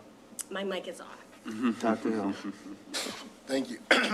I just want to add to the Vice President's point that not just locally, but nationally, as these funds are going away, but this is what school districts and superintendents are talking about. So those who had enough foresight to create, however they titled it, SEL positions, those are the positions that they're doing the most to keep in their budgets. All right. I thought I saw some hands go up to my left. So I'll start extreme right, start with Mr. Madison and work my way back around. I just have a basic dumb newbie question. What's tier 1, 2, and 3? Yeah, so tier 1 is your general instruction, so just take that as your educator being in front of the class, dropping super hot fire educational pedagogy. And then the tier 2 would be more smaller, so smaller focus, smaller groups, but then a lot of times where we leverage our SEL to then be able to engage in them, whether it's in the class or outside of the class on targeted skills. And then that tier 3 is more one-to-one, oftentimes centered around the support. And so in the district, by and large, we use MTSS. I'm sure you're familiar with that, but the tier 1, tier 2, and tier 3 level. And so it's just broken down big, smallest from that way. Gotcha. Thank you. Thank you for that question, Mr. Madison. All set, Ms. Madison? Yes. Ms. Cantor? Thank you, Mr. Lockhart. Chronic absenteeism has decreased.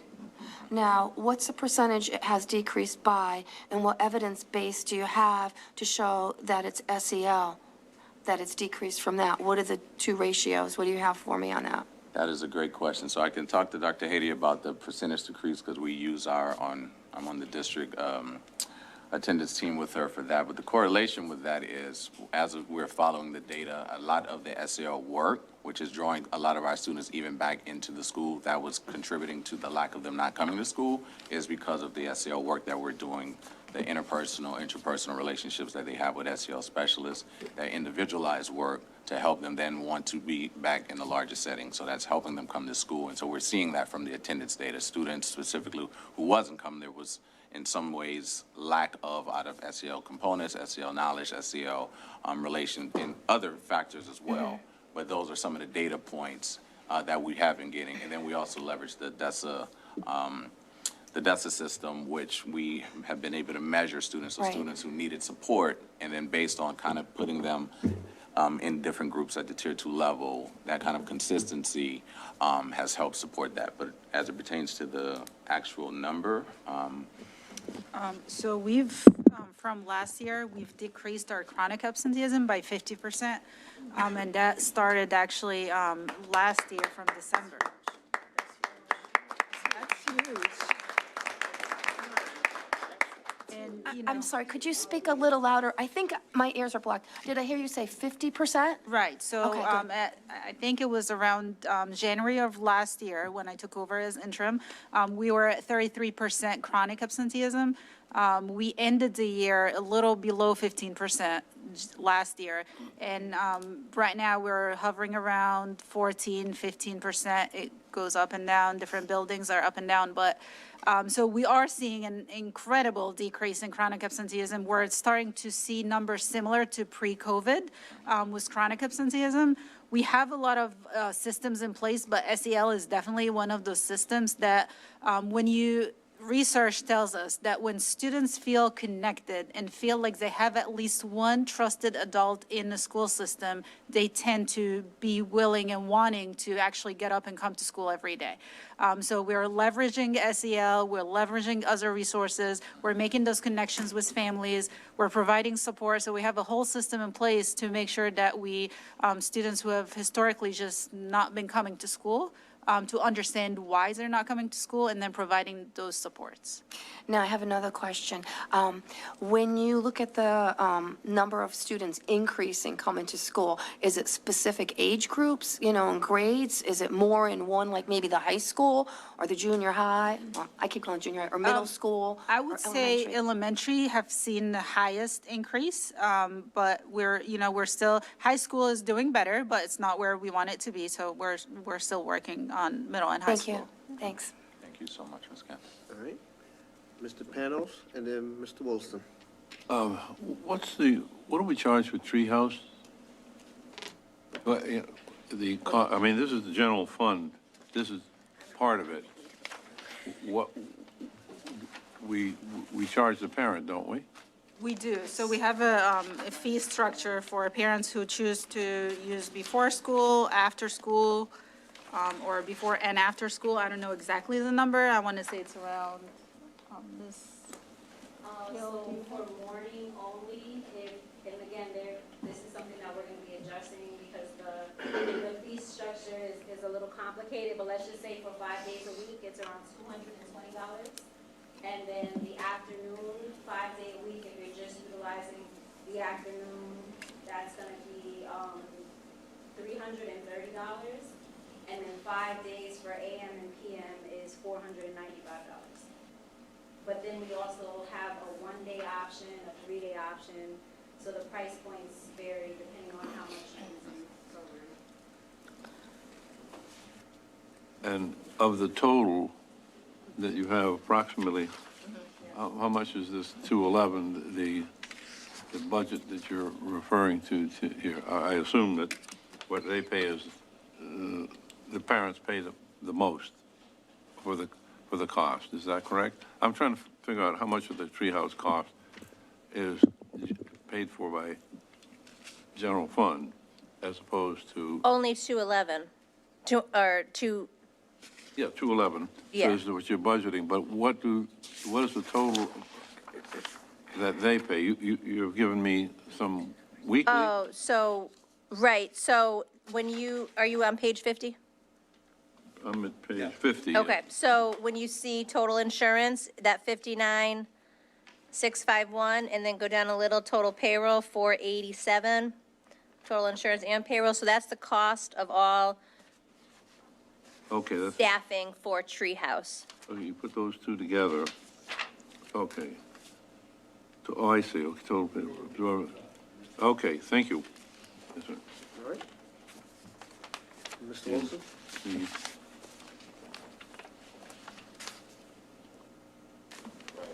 My old age. Oh my God. My memory has failed me. You're gonna have to get back to me. I'm sorry.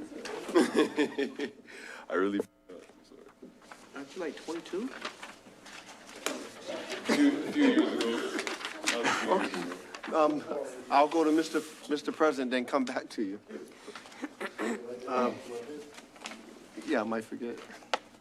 In looking at Appendix G about Treehouse, it talks about, other than OE, the FRC coordinators are paid through the general fund.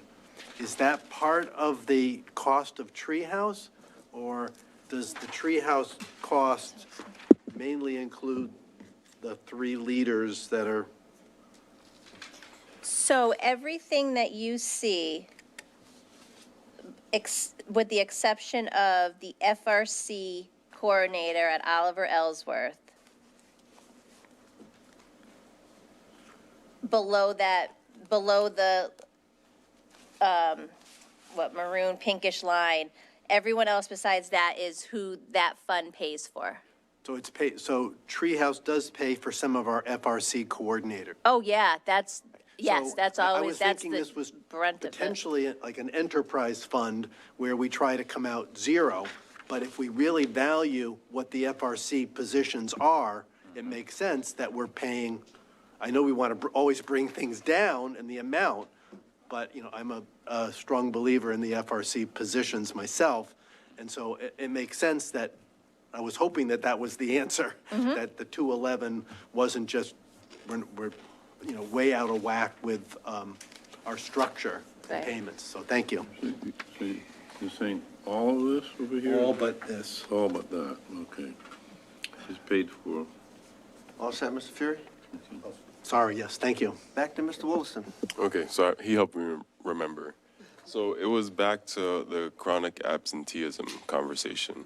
So I was just wondering, I guess it's not directly a budget question, but I don't know the next opportunity we'll have to have you sitting before us like this. I was just wondering, what are some things that, how do I word this? I know in other districts, there are like student engagement kind of positions, and oftentimes they can get caught up in just running reports and meeting about the work. What is something you feel like is different in Windsor, or why you were able to achieve the numbers that you were able to achieve with your staff? Can you repeat that last part? I'm sorry. I said, what is something you think about that is different that we're doing in Windsor that helps you to achieve the growth that we've seen in this past year?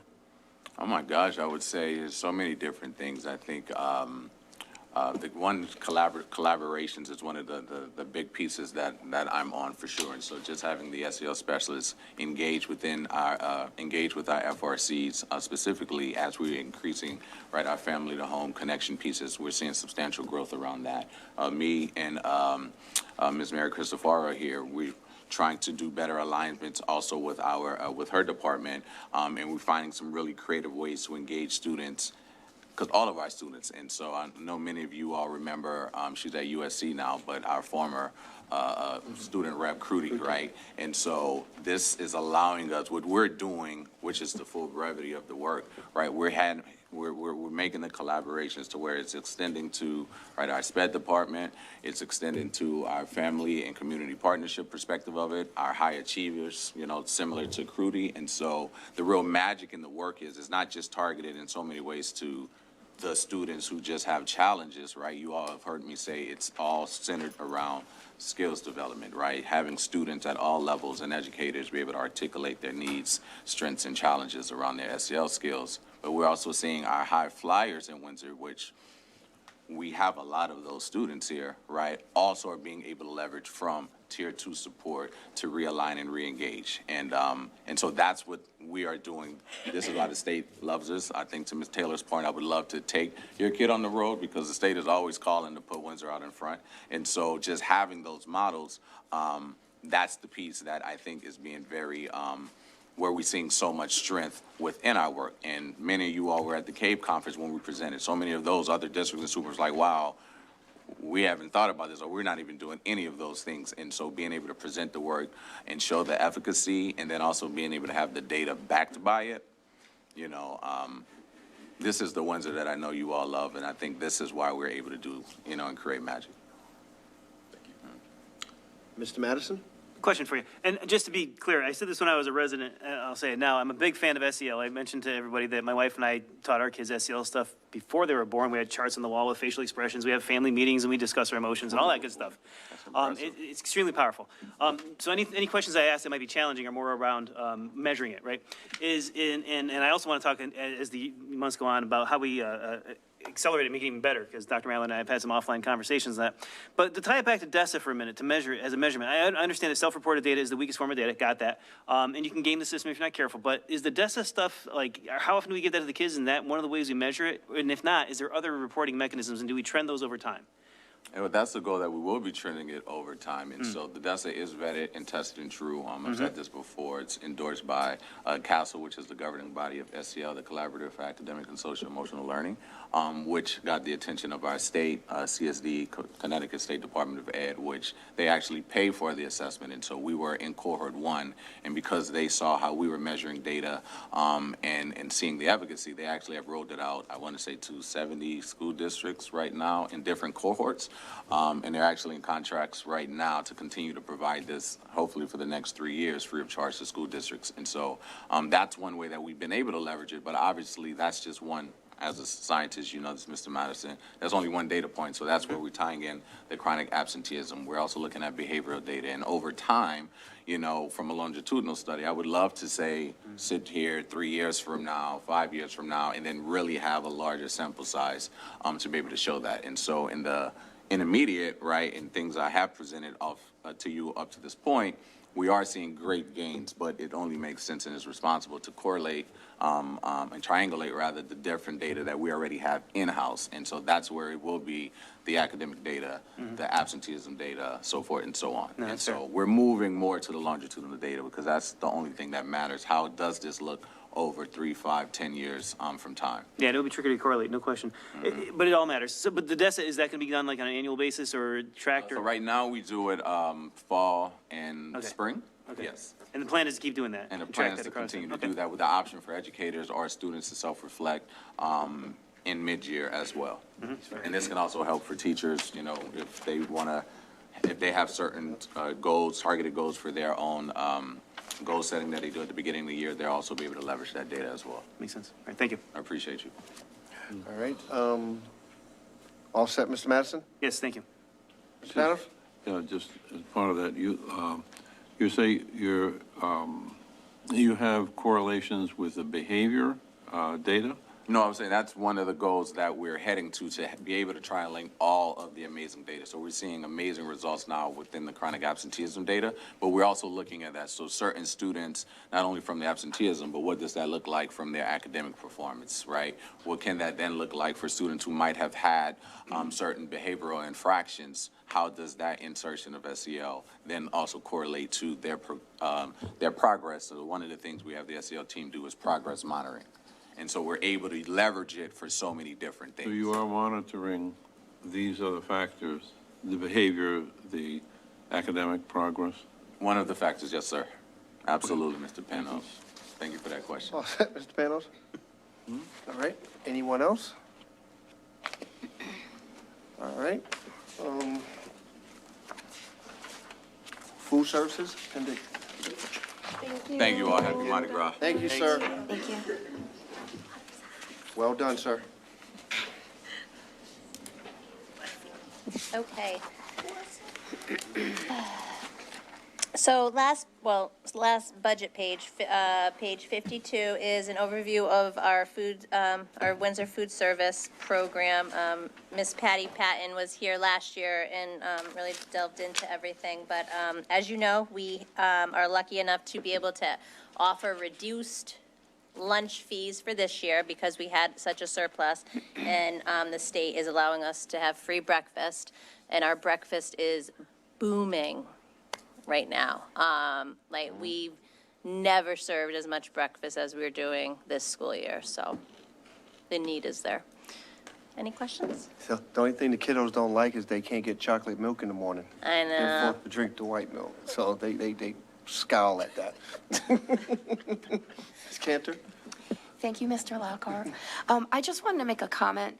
I think it might be a really good idea if you send out some type of email or something like that towards the end of the year, maybe do it twice, like in April and then in May, because parents or guardians put a lot of money on their accounts for their kids to eat the food, and if they graduate at the end of the year, that money is not reimbursed.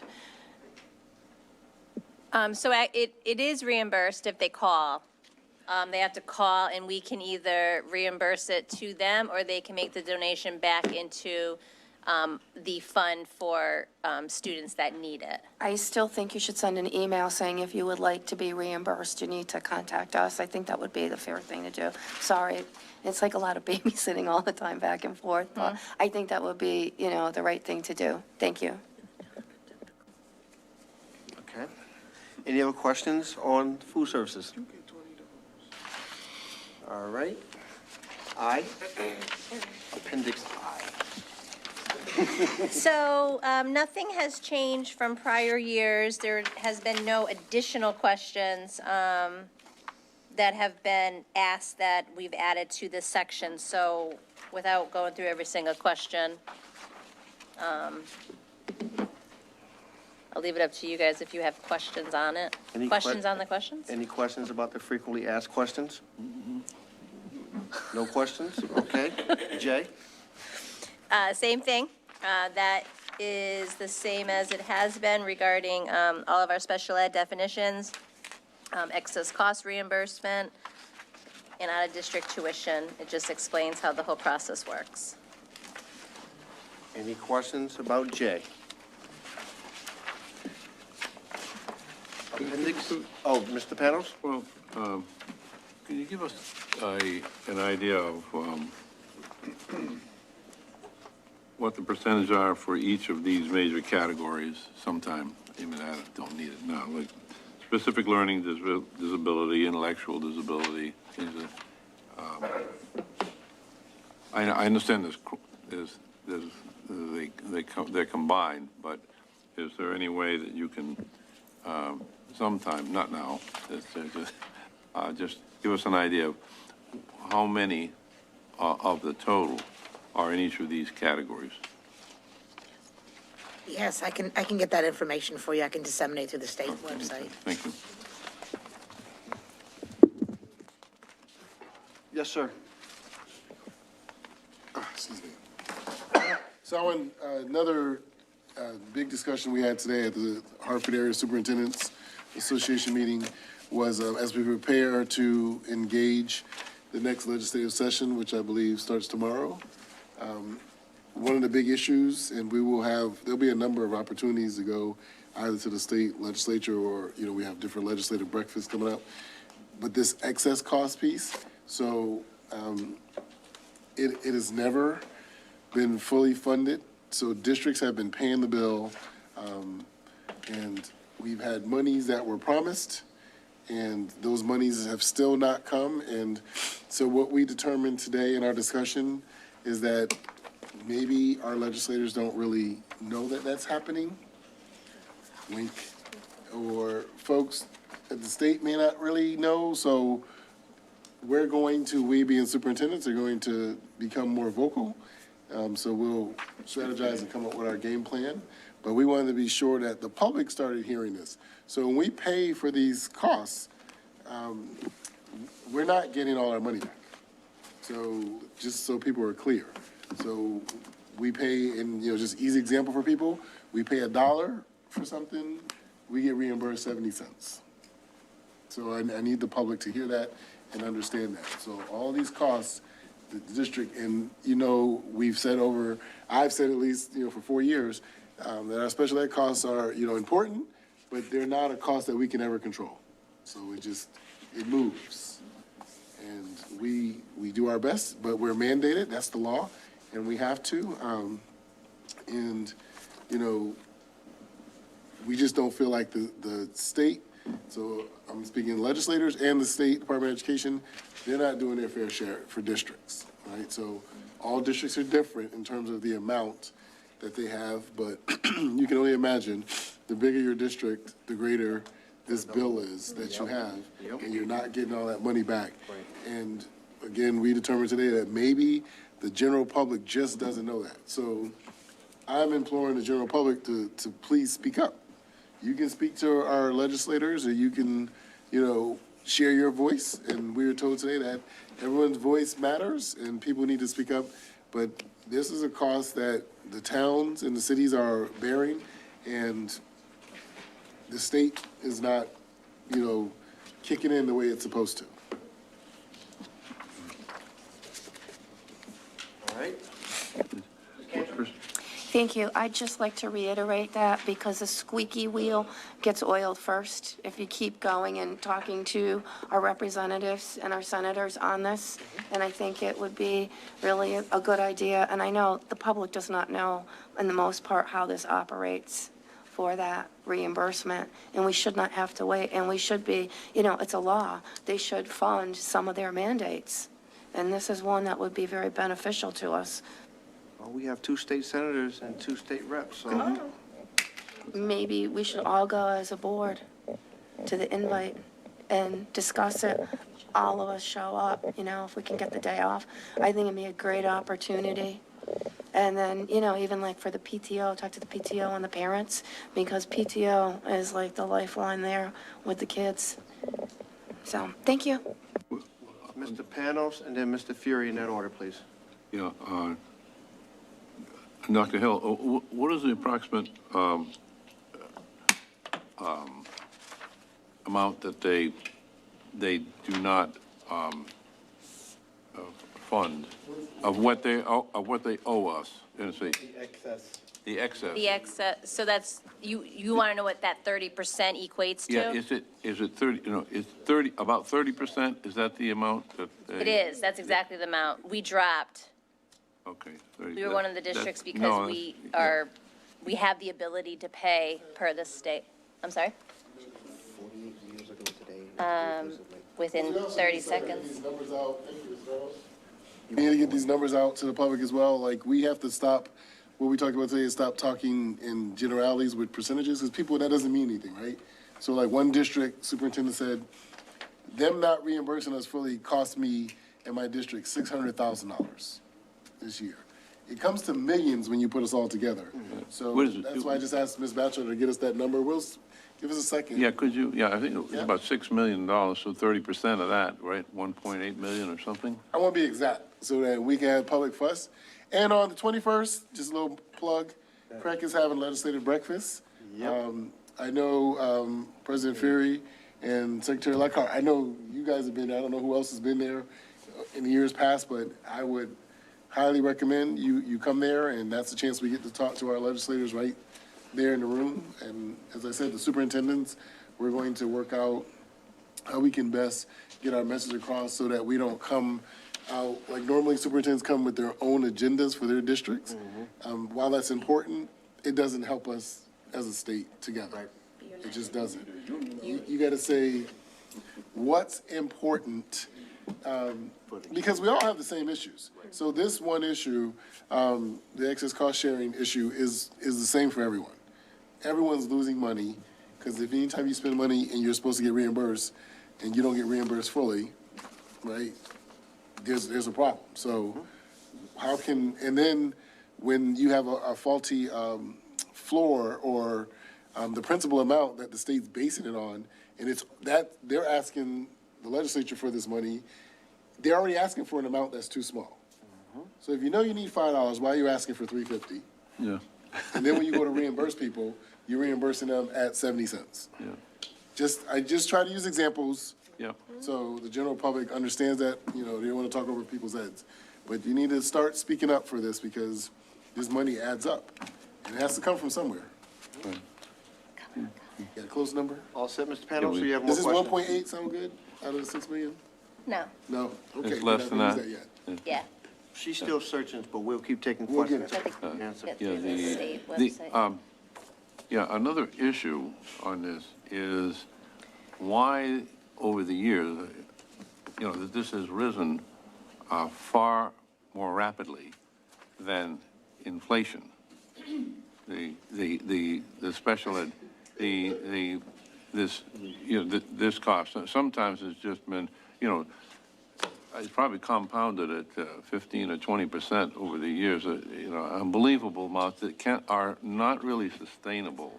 You know, something's got to give. Why do they have, so, you know, something like you would expect them, the legislators, to get in and say, why is it that this thing is accelerating and you have, you know, $300,000 items, you know, what, So I mean, is that an education? I mean, even a surgeon, you know. I will share, last year, again, President Fury and Secretary Lockhart were there. I shared at the breakfast. I shared lots of meetings. So unfair to public schools, again, for the public to know, we have to pay whatever we have to pay, right, with those costs. And so you take a student gets outplaced. And so I used that example last year, and I called them, I didn't want to name any particular outplacement, but I said they do a nice brochure, they call it Sunny Acres. And parents see this brochure, and of course they show all the kids getting along, picking flowers together, and everybody's smiling, and it's just a beautiful place. The reality is, almost none of those places are like that. The other thing that people don't know, which I shared last year, is that you may have the lead person who has a PhD or something, some highly educated person there, but you can't guarantee that anyone else has the same level of education, nor any certification whatsoever. So they're not required by the state to be certified or to have certified staff, and they can charge wherever they choose to charge. And then the districts just have to pay that charge.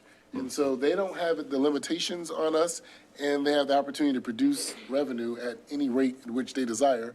And so if the state has no legal requirements or statutes or any kind of parameters for these organizations, people just keep opening up more Sunny Acres and say, we can take care of your kid, and look, the sun always shines here, you know, you'll be reading in a week, all that stuff. So I'll turn it over to, I won't say candidate, but I'm sorry, Vice President. Candidates. Thank you. Taylor? Thank you. I'm so glad you asked. That description is wonderful. There's Sunny Acres being, popping up all over the place, even in Windsor, Connecticut. Wow, how do we get in? We don't want that. We don't want that. So the oversight that all public school districts, you know, have, we have the State Department of Education that oversee us, right? So that means that money children excelling, grades, all the things, all the data and the matrix that we have to keep track of, they don't.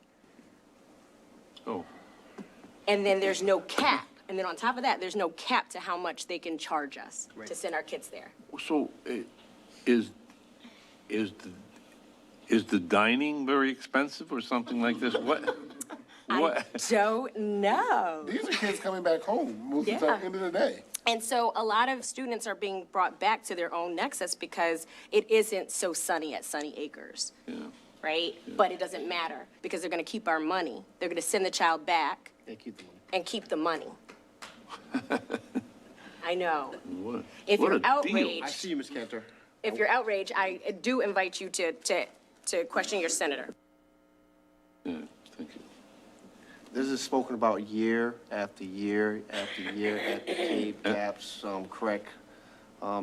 breakfast at the state capitol, and it's almost like, well, we can't do anything about it. Well, you have the legislative authority to address these issues. Well, tell us what Senator McCrory has been doing about this. What about Senator Kissel? The same thing Senator Kissel has been doing. Really? I'll ask him.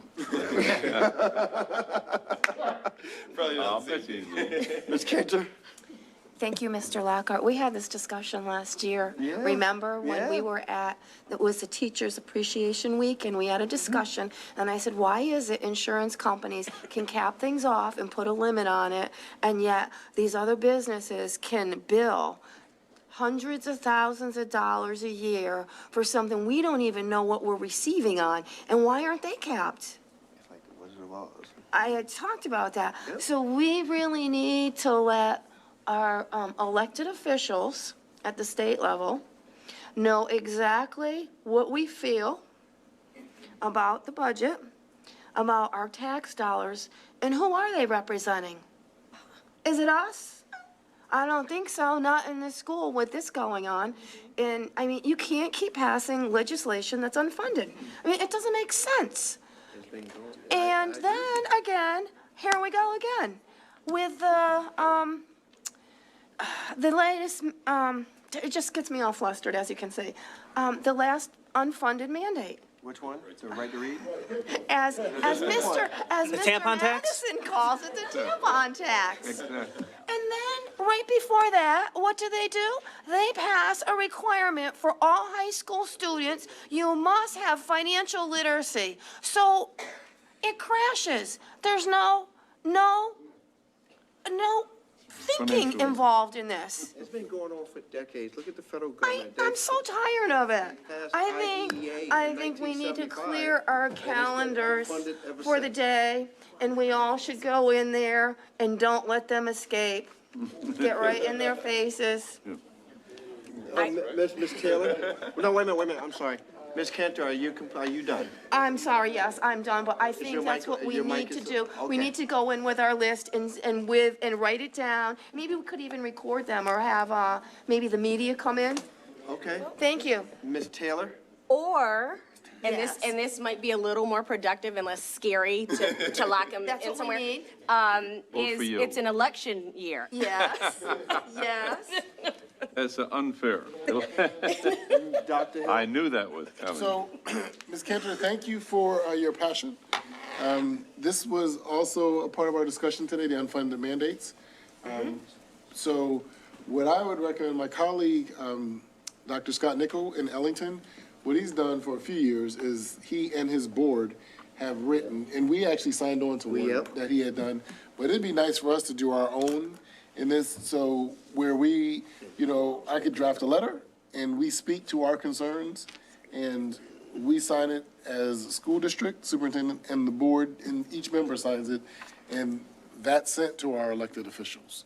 So now they have something on record, very specific, because the other thing that we talked about, for those of you who have never presented or spoken at a legislative hearing, people get passionate.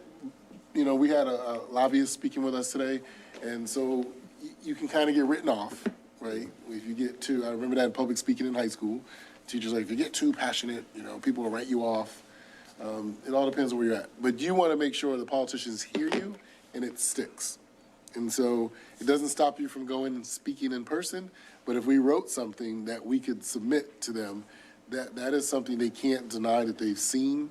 And it says a lot when the whole board It does. speaks to a particular issue or a couple of issues. And so they have to answer. So, Ms. Cantor, what I'll do for you is when I get home, I'll send you, Cabe just did a presentation about this at the end of January on how to lobby your legislator, and it gives you tips on how the actual, when it happens, how to get on the list to testify, how to engage, and how to work on your executive messaging, because you probably have them for about 3 to 10 minutes, and when you testify, you only have 3 minutes, and you have to make the most of the time that you have for them. So I will send that to you. I've done it, and my son was on the front page. I just offer it as. Yep, and we know how to do it, so, but we need to go as a group, I think, do the letter, and I think we still need to show our faces, and when we see them out in public, run right after them. I'll say this, don't lock the doors, please don't do that. What's that? So, don't lock the doors. This year, they're going to actually discuss the educational funding piece. It's a shorter session, and it's interesting, we just learned today, on the 15th? No, the 15th. yes, It's gonna be fast. So that also tells you a lot, right, like about our process. So you're just starting your session, it's a short session, and the biggest, hottest topic all the time is education, and you're gonna discuss the funding and potential cuts, because the governor is looking to cut money that was promised last year. So people need to understand this. So you have a biennial budget, 2-year budget, simple terms. We're 1 year into the 2-year budget, and now you're talking about cutting from that money that you've already promised. So those are things that, again, we can speak to, so you still have the unfunded mandates. I think some of them, not just unfunded, but just ridiculous. We've talked about them. I think Mr. Madison on microphone is going to create a new, like, Obamacare type of term. That's intentional, actually. I realize that. With the microphone, you can have that. Alliteration, I remember that. You get to trademark that one. But these things, again, I will say in a serious fashion, if you don't write them down and make them, legitimate statements and requests and concerns. So again, you give your concern, a solution. Concern, a solution. Submit that to the legislators. And then, again, you can go in and, speak at the hearings. The only thing I say about that, just to be realistic to folks, they get up and go a lot more than we move from board meetings here. So you're in there speaking, you see all these folks on the committee, many of whom may not even show up, they probably don't even like to hear this, but I'm saying it, and they go to the bathroom, or who knows where they go. So when you're passionate giving your statement in just your little 3 minutes, half of them could be gone. So again, I just think it's always, anytime I've spoken, I wrote something and submitted that first, because that goes into the record. And they can't say then, well, I didn't hear that or I didn't see it. They may, but you can hold them to Because the it's documentation. documented. Right. And then you can keep calling their office, too. All right? We're not voting. Thank you. Right. So what has Cabe been doing about That was this my issue? question. They do a lot. We got the boss over here, man. Always on the. What, you know any big shots over there? No, I don't. Yeah. So Cabe is, we have our Board of Directors meeting tomorrow night. We are going to be speaking with Honorable Representative Curry tomorrow night about the right to read. We're going to be speaking to him about the funding aspect of it as well. He's going to definitely be having some interactions with the leadership from Appropriations as well as the Children Committee. They are very adamant to make sure that any promises that were made as far as funding for education, that they are maintained. They're not looking to cut any educational funding. They are looking for cuts wherever they can get them. Education is not one of them. And on top of that, we're going to, like I said, be fighting the right to read aspect, fighting for more money for special education. And we're looking to actually bump up the money for ECS as well for all the districts, not only just the urban, but suburban and rural. And also to provide more money for a lot of alliance districts that's going to be impacted by the kindergarten mandate as well. That's going to cost them a lot of money. So those are the immediate priorities that are on my desk as the president. as well as all the legislative priorities that were passed at the last delegate assembly in November. So that's what I'll start working on first thing tomorrow morning when the session opens.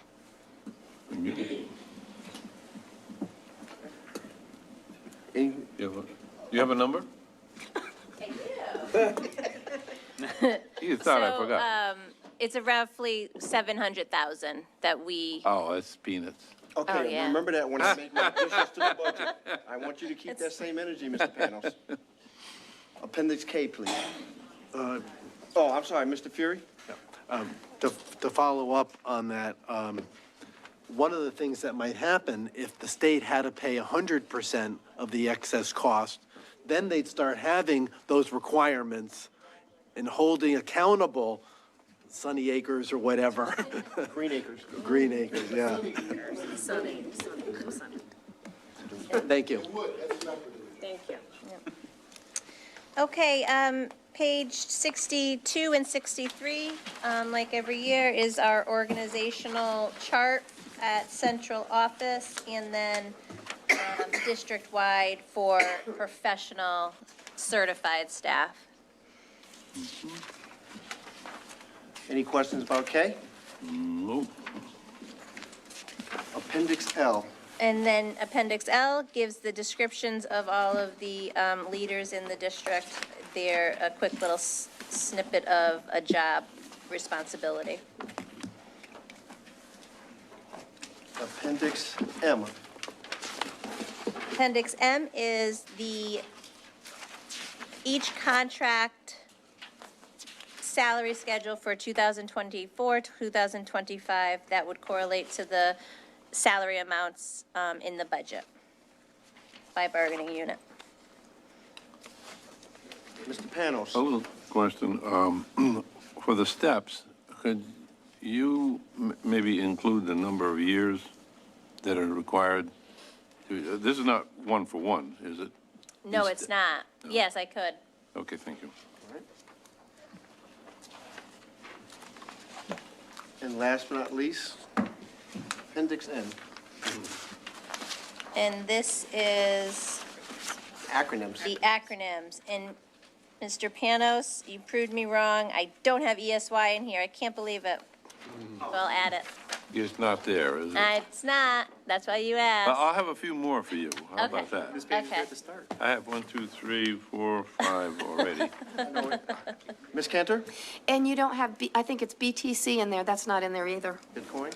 BTC. Yeah, what was that, the building? Yeah, the building, BCT, Yeah. building classroom, yep. I forgot, whatever it was, Building, building something. teaching. Curriculum, no, I'm sure. Just to be clear, that, like, we try to keep it to the most commonly used that we're gonna use year after year after year. I'm not saying they're gonna get rid of, building, thinking classrooms, but that's not typically our standard Okay. year over year, Okay, acronym. So just write that one down, please. Building, thinking classrooms. I think Mr. Madison sent everyone the 8-page Yeah, the AP paper. summary, yeah. But there, we could have a lot more if we start naming all the educational. Right. But there's a little room on page 73. There's a lot of jargon in this business, isn't there?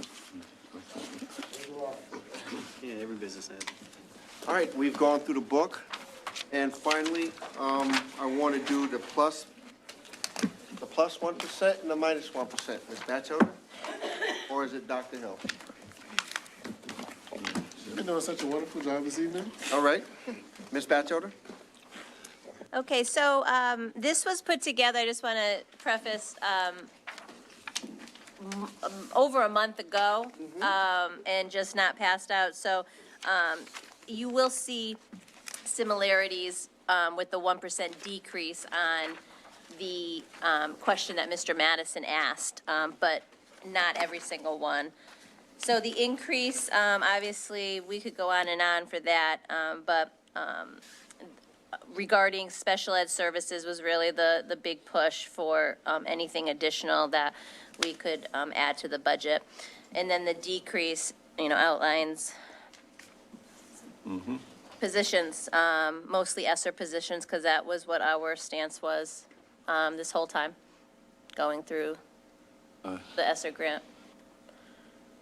Mr. Panos? I noticed that in the 1% increase that Mr. Lockhart requested, there's nothing for Mr. Rosario here in this. Does this mean that you have other things that are more important? And in other words, I don't see anything here for plant maintenance. What is it? So, yeah. Uh-huh. This is we need to have teachers in front of our students before anything. Okay. All right, thank you for that, Mr. Panos. So, anybody else? Yeah, can you just elaborate on that? Madison? Oh, sorry. Mr. Madison? I'm so bad at process. I appreciate your patience. And I'm not saying, I'm just going to sound like I can't think of a way to say it softly. I'm genuinely interested in understanding it. But, like, what is the rationale behind the ones for the plus 1%? Just, if you can elaborate. Sure. So the art teacher and Spanish teachers, elementary, so that directly links to specials. And so we've always been not 100% equipped, if you will, with all of our specials teachers. They are really pulled thin. So to have another, art or music teacher would be just greatly beneficial to benefit the schools. And because what they do now is they're going to every single school, which is hard too, because then they never really develop the climate and culture within that building. They're traveling. The Spanish teachers was a initiative that we would like to think about moving forward, and that would be another type of special at the elementary level, if we could do that. The ELL tutor for Clover, that is currently an ESSER position that we took out of the budget before even presenting it to you.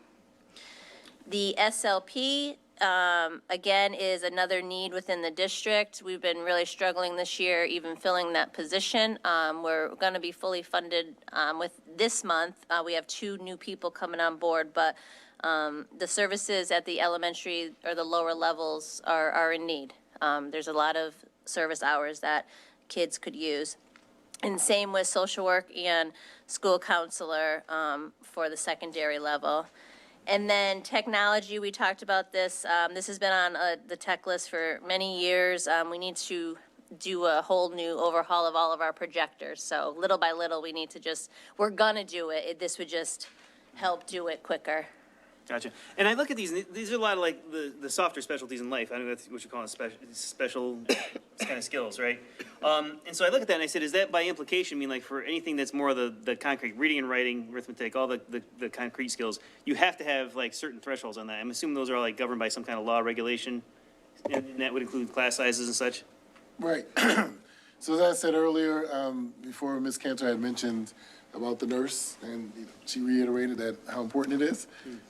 We have to graduate students from the high school. I know people listening like, oh, but just legally speaking, the high school is a contractual obligation in terms of your citizens, right? That's all over the United States. I've said many times in the past that your high school transcript is the first major record that you make. And depending on where you live in the U.S., typically the local bylaws or the state law or that municipality's law is that record is kept for 25 to 100 years, depending on where you're from. So it's a very serious record, but it's high school, and you're awarded a diploma. I know it's ceremonial when we watch it, but when the principal stands and says, Mr. and Mr. Superintendent, based on the state laws, blah, blah, blah, it's real.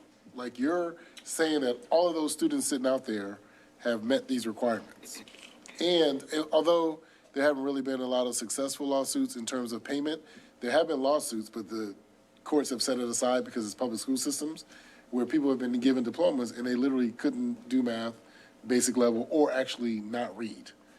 Not talking about these standardized testing that the state is talking about with the right to read stuff, because the kids sitting out there in the audience can read, but it's something different they're looking at.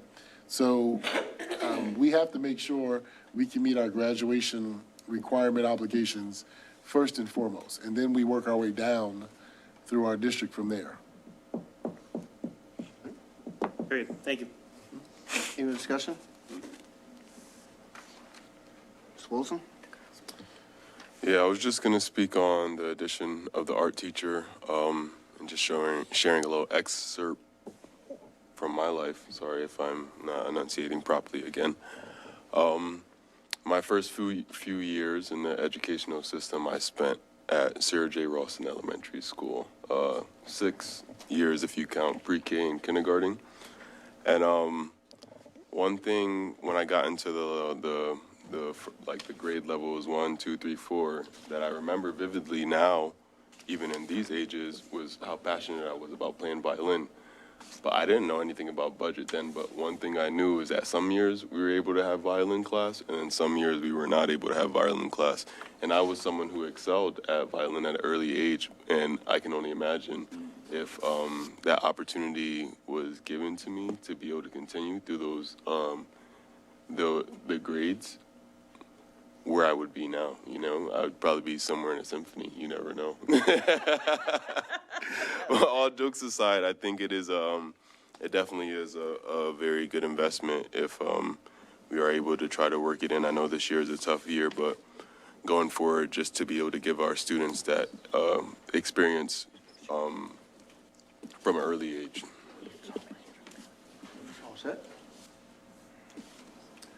Any other questions? I personally like Mr. Panos' energy earlier about $700,000 is not a lot of money. I definitely would like to keep every single position from the ESSER funds. That's always been my ask. I definitely like the fact that we could definitely come to some agreement or hopefully some discussions about possibly keeping the art teacher. Definitely that full-time tutor at Clover. Definitely would love to see that extra special education teacher at Sage, and definitely would love to see that additional SLP wherever is needed within the district. So that comes out to about roughly, what, $280,000 if I do the quick math. So that's something that's going to be on my quick wish list as we go into deliberations, just for open transparency for the group. That will not be the end of my wish list, but just for this particular topic, I will make sure that I just put it out in front of everybody. And thank you for pointing out the -1 as well as the -4. It definitely tells the deep cuts that it would present to us if we had to make those type of decisions, especially if it's sent back to us to make any type of cuts. And appreciate this work. Ms. Madison? Could you elaborate on your other point too? I'm asking for elaboration. I'm taking no positions on anything. I just want to get a lot of facts here. It was interesting that you said that why would you put the 850 on the things you have here instead as opposed to like the buildings, which I agree can use a lot of improvement. In fact, I want to walk around with Mrs. Lee next time and look at exactly what's on that Clover list. But you did say, like, you want teachers in front of the students, and I get that philosophically, right? That's one of the best measures. Why would you put that in front of the buildings versus the buildings do have some needs? Like, what was the thought on that? Dr. Hill? Oh. So the buildings do have needs, but thank you for asking that. So again, camera, I know the camera's always on. We don't own the buildings. I don't care how confused people want to sound at the town. We don't own the buildings, period. They're town buildings. So I'm responsible for educating the students in the town of Windsor. We do that in the buildings that the town owns and provides us. So my job is not to pay for buildings. My job is to pay for the staff and the materials that are necessary to educate the students in Windsor Public Schools. And so I need to make that clear to the public because it's become so ever clear to me this year that people really don't understand that. I don't know why, because public education is not new in America, nor New England in particular. The town, the municipality owns the buildings. Period. They want a new building, that's something we decide as a town. As a resident of the town, I would be part of that process, right? We know we're gonna have a bond issue, who knows, whatever, but that's a town thing. So I can't tell you how many people have come up to me this fall, but you own the building. No, I don't. That's fair. So can I jump over to Mr. Lockhart then? Yes, sir. So then your advocacy of taking care of the buildings, how does that tie into what Dr. Hill just said? I'm going to be asking not only for this, I'm going to be asking for a whole lot more. So I'm just going to ask for everything, and I'm just going to put my toe in the sand. And like I said, I may be alone, but I'm going to put my toe in the sand. No, I'm with it. I'm not disputing with you philosophically at all. I'm back to mechanics. I'm just dumb new guy, right? I'm a really smart new guy, if I could say that, right? I kind of know how budgets work, but I don't know how this budget and this process works. So if Dr. Hill's saying he doesn't own those, how does it become the board's responsibility that you're going to advocate for? And I'm not saying that in an antagonist way. I just really want to understand the Because mechanics. it's the maintenance, it's the break and fixes, it's Okay. the stuff that we can't quickly get from the town council through a CIP process to quickly fix something. Fair, but why are you worried about that more than Dr. Hill? Just mechanically. Wouldn't, Because he's not a superintendent. He's not an educator. Y'all are board members. right? You're at-large people from the So community. we might have a larger scope of concern then, is what you're saying? Or, no, I won't let you have that. Okay, no, I'm You don't trying to have a understand. larger scope than me. You have your individual focal points. Right, You ran on your individual focal points. right. I'm responsible for all of All the it. focal points, yeah. That's fair. No, you want buildings, you want SEL, I want math. Between all of us, you want music. Between all of us, we're gonna get a big party going. Robotics, yeah. Right. Yep. Oh, I agree. I Team understand. I paradigm. understand. That helps. It's a- Yeah, I got it. But Thank that, you. but that's the concept Bring of a this fully out, building, functioning we got board, that everyone brings different perspectives, different walks of life to the table for a collaborative conversation. Good stuff. Thank you. Mr. Lockhart, Yes, sir. just do want to point for your attention, Oh. Mr. King would like to speak. No, his hand was never up. No, it's all right. I've got the voice of God here. I just wanted to, I know it's wrapping up, and I want to be brief, but I just wanted to, everyone is kind of talking about 1% reductions, 1% increases, et cetera, If you just think about the budget for a second, 70% of the budget is contracted into labor and benefits. And they're increasing almost 6.5% combined, right?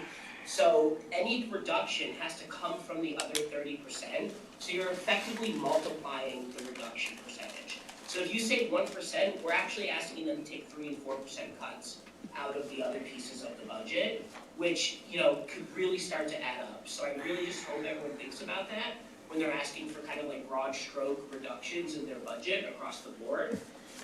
And really think about that as we then have to go and sell this to the town council and talk to everybody else. Because it's not as simple as just saying, well, take a little here, here, and here. You're actually really adversely impacting the small area that we're allowed to impact.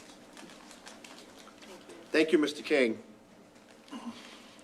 Mr. Panos? I would just point out here that you are facing a referendum in a bad year. So it's a good thing that we have this, did this forethought. Thank you very much. I think that the reality may strike us, in a way that we don't like. Thank you. I agree with you, Mr. Panos, but at the same time, this is what I campaigned on. This is what people talk to me about during the campaign season. This is what staff and teachers are talking to me about on a consistent basis. I openly admitted that I may be standing alone in this stance, and that's okay. I'm a taxpayer in this town as well. I understand of the fiscal situation that we may be placed in, but if not me, then who? If not you, then who? If not us, then who? The 9 of us are the ones that's responsible for the advocacy of these funds and these programs and the staffing for these schools. I find it hard pressed that anybody outside the Board of Education is going to be lobbying for this type of stuff. We will put here to actually do that lobbying. So for me, at this time, it's poor timing. I totally understand that with the reeval and everything that's going on, the fiscal pressures, I get it. But at the same time, I truly believe that there's some things that just, for me, it's just a difficult ask, and I'm just going to make sure that I'm on the record asking for those asks, even though in a tough economic environment, knowing that it's going to be defeated. Well, fall right on the sword there. I will. I will. Okay, that's it.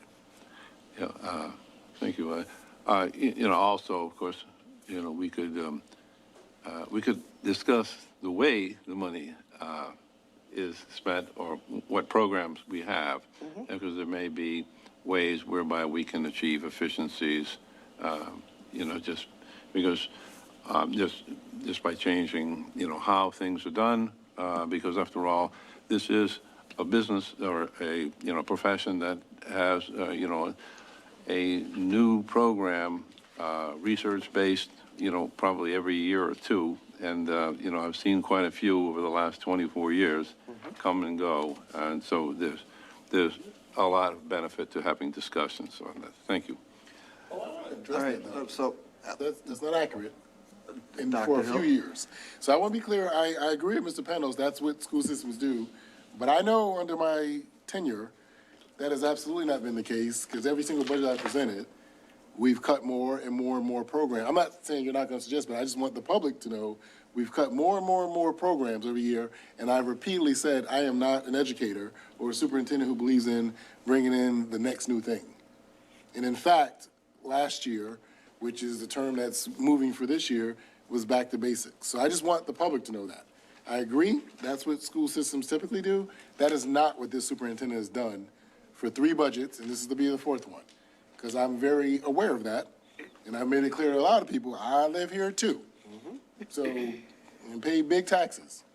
So I share that publicly. So I do not add programs. I have never been an educator who believed in that, the magic box. The only thing we're paying for is what the state is telling us to pay for.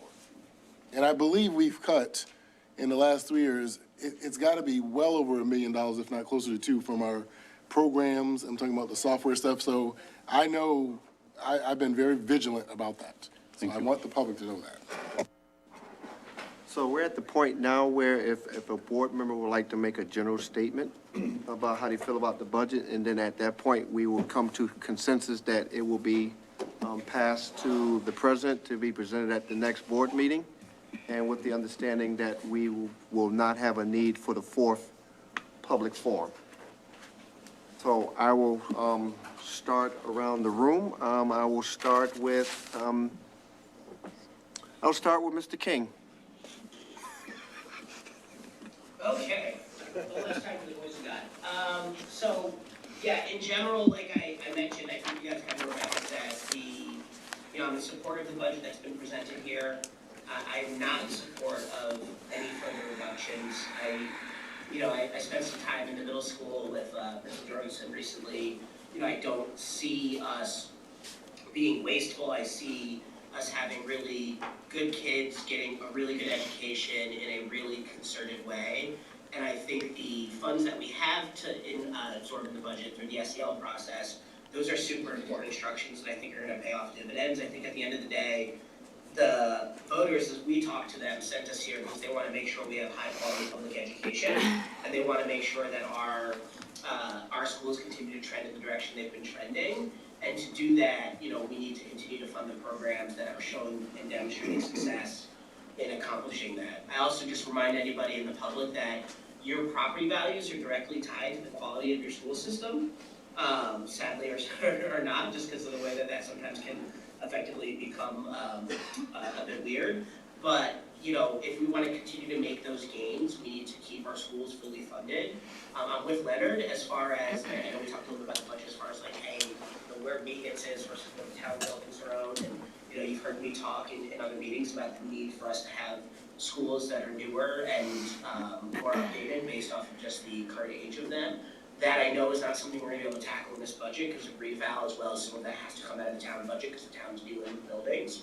So I think we need to support the programming we have here, and I would not be in favor of any further reductions on it. So in general, I just want to also say thank you to Leonard for spearheading a good process, and it's been really illuminating and transparent. I think everyone's been really awesome about reviewing everything. So thank you to everybody that's put a lot of time and effort into it. And I look forward to getting out there and talking about it and fighting for it with folks. Thank you, Mr. King. Mr. Madison? No particular comments, just thanks for all the work of putting it all together and presenting it, and thanks for everyone for elaborating on all the things that are in there. It's good stuff. I feel like I understand it pretty well. Thank you, Mr. Madison. Mr. Wilson? I guess I'd just like to say that I am in support of the budget as it's been presented, and I'm willing to work going forward with not only our town councilors, but our legislators from Windsor as well to figure out how best we can manage the revaluation year, so we can put forth a budget that looks like this and not have to cut down just to be able to pass due to the what we've seen with the increase in home values, because at the end of the day, we're here trying to support the entire student, which means at the end of the day, you know, right? We can't have people foreclosing on their homes. We can't have people, well, families foreclosing on their homes because the taxes went up too high. So I'm not in support of any cuts, but I am really looking for ways that we can get creative with our state legislators. We could possibly have things in the pipeline that could help us mitigate some of the expenses that we expect to incur in this particular year. So I'm looking forward to having those conversations. But because of the temperature, I know with revaluation, where I would ask for a lot more, I will just most likely humbly accept the budget as is.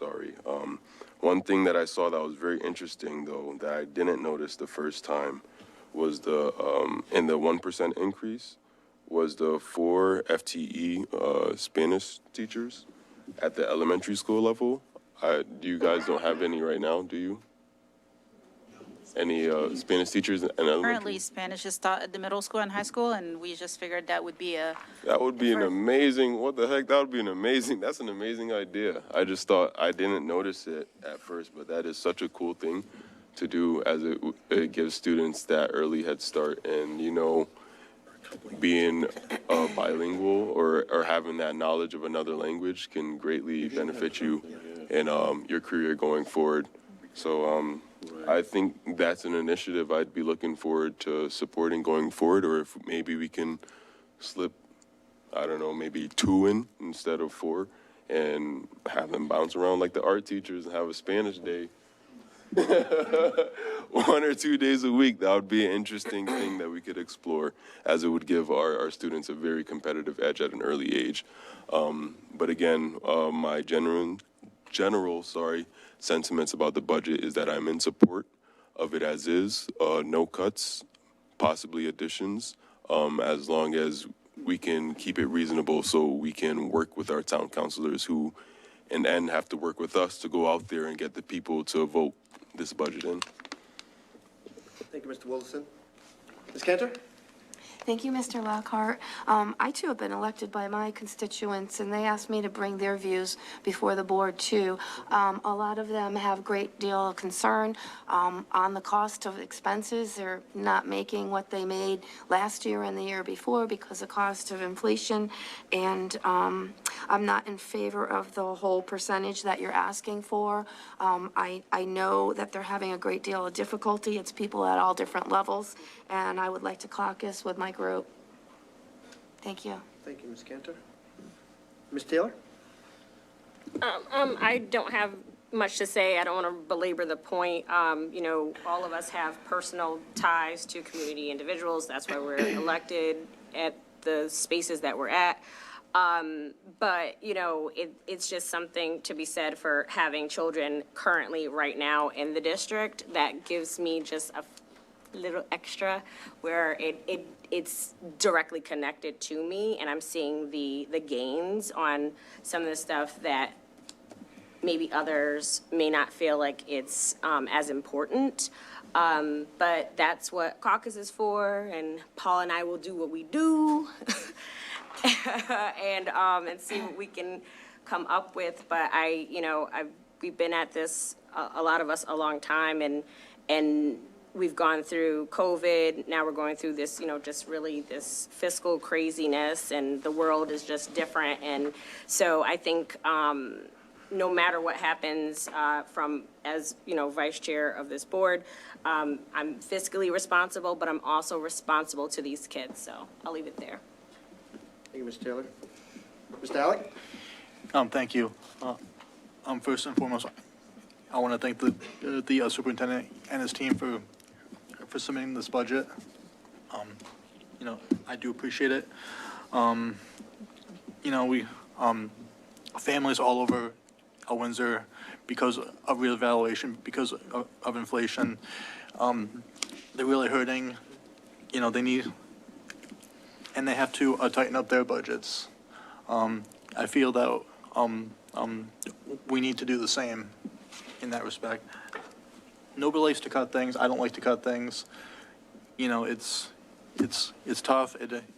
It's a tough time.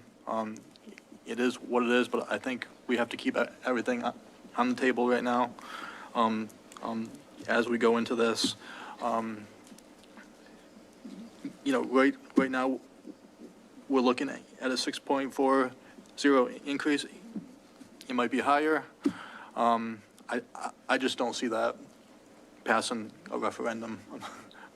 I'm sorry, I just don't see it. I think a lot of Democrats are even going to come and vote a no on that if you send that to them. As far as the legislature, unfunded mandates, I echo everyone's thoughts there as well. That's really hurt us. And it's disappointing to see that from our legislature. So bottom line is I think we have a lot of tough decisions that have to be made. And,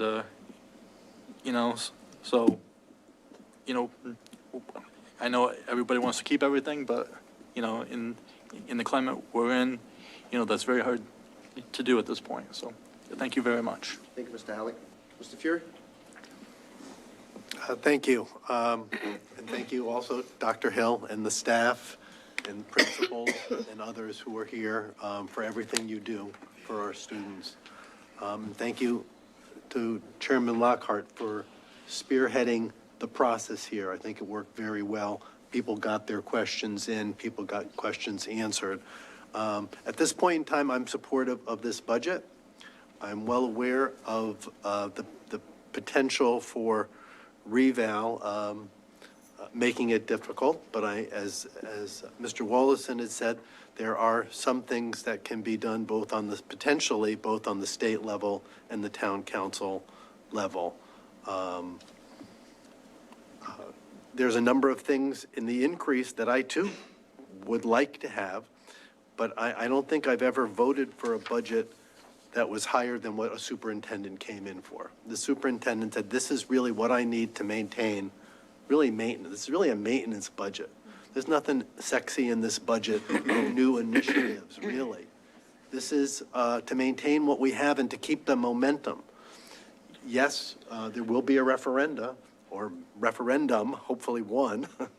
And the town council will have a chance. They can't tell us where to spend the money, but they can tell us that this number doesn't work. But we as advocates for students in Windsor and families with students in Windsor, we owe it to these students to provide this kind of education. And we know there's learning loss. Yes, COVID is over as a pandemic. We know there's learning loss. We know kids are disconnected. We know social media. We just had some of the social media czars in front of Congress. We know the effects of much on social media, and we have to try to combat that in many ways. I am a big supporter of SEL, of our FRCs, of our home visits, of connecting. And Dr. Hill has said it before, a lot of this stuff isn't new. It's got some different names to it, but it's connecting. Students know if a teacher really goes out of their way for them. I even drop off a 2.5-year-old at daycare outside of Windsor. And if she doesn't go to this one teacher, she starts to cry. And so she already identifies somebody who goes above and beyond. And so as much as I'd like to add some of these other things, my daughter is a Spanish teacher. We did have Spanish for a short period of time in the elementary schools. I don't think it went to every grade level. I have a master's in social work, love to add a social worker here.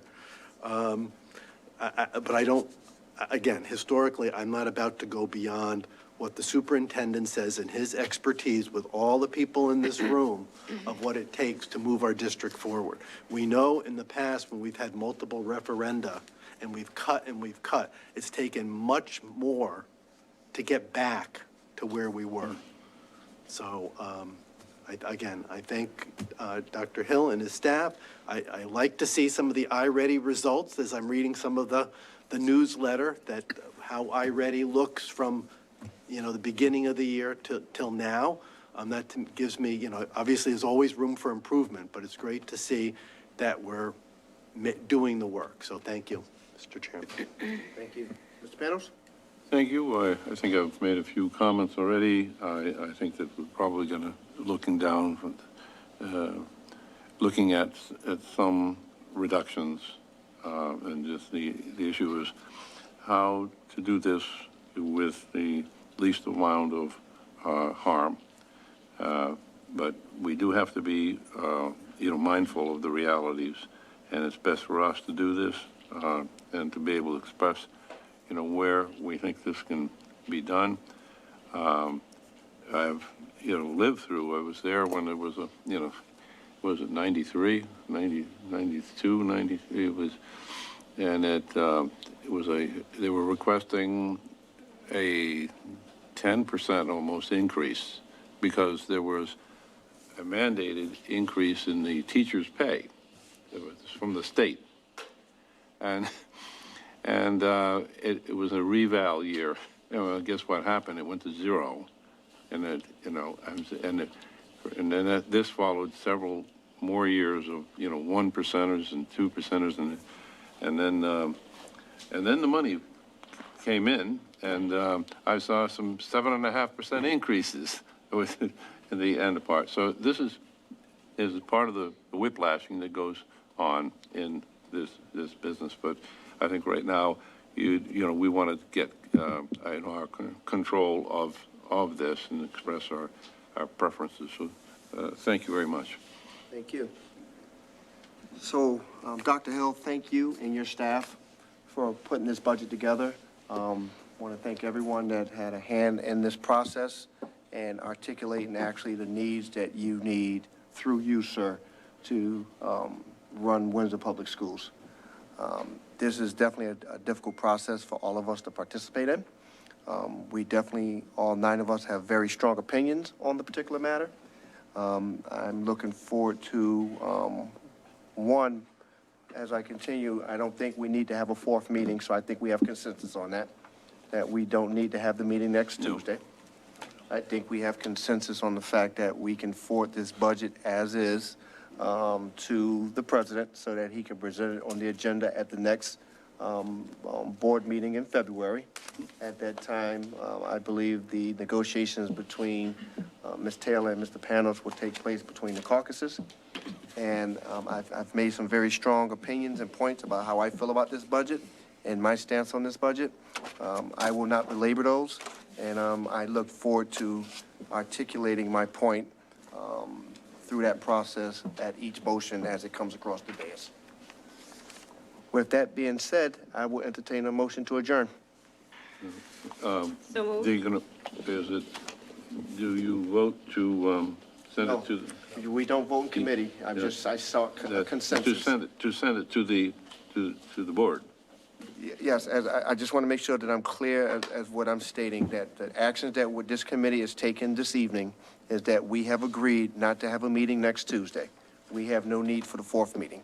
Correct. And that there's consensus that we send the budget as presented by Dr. Hill in its current form.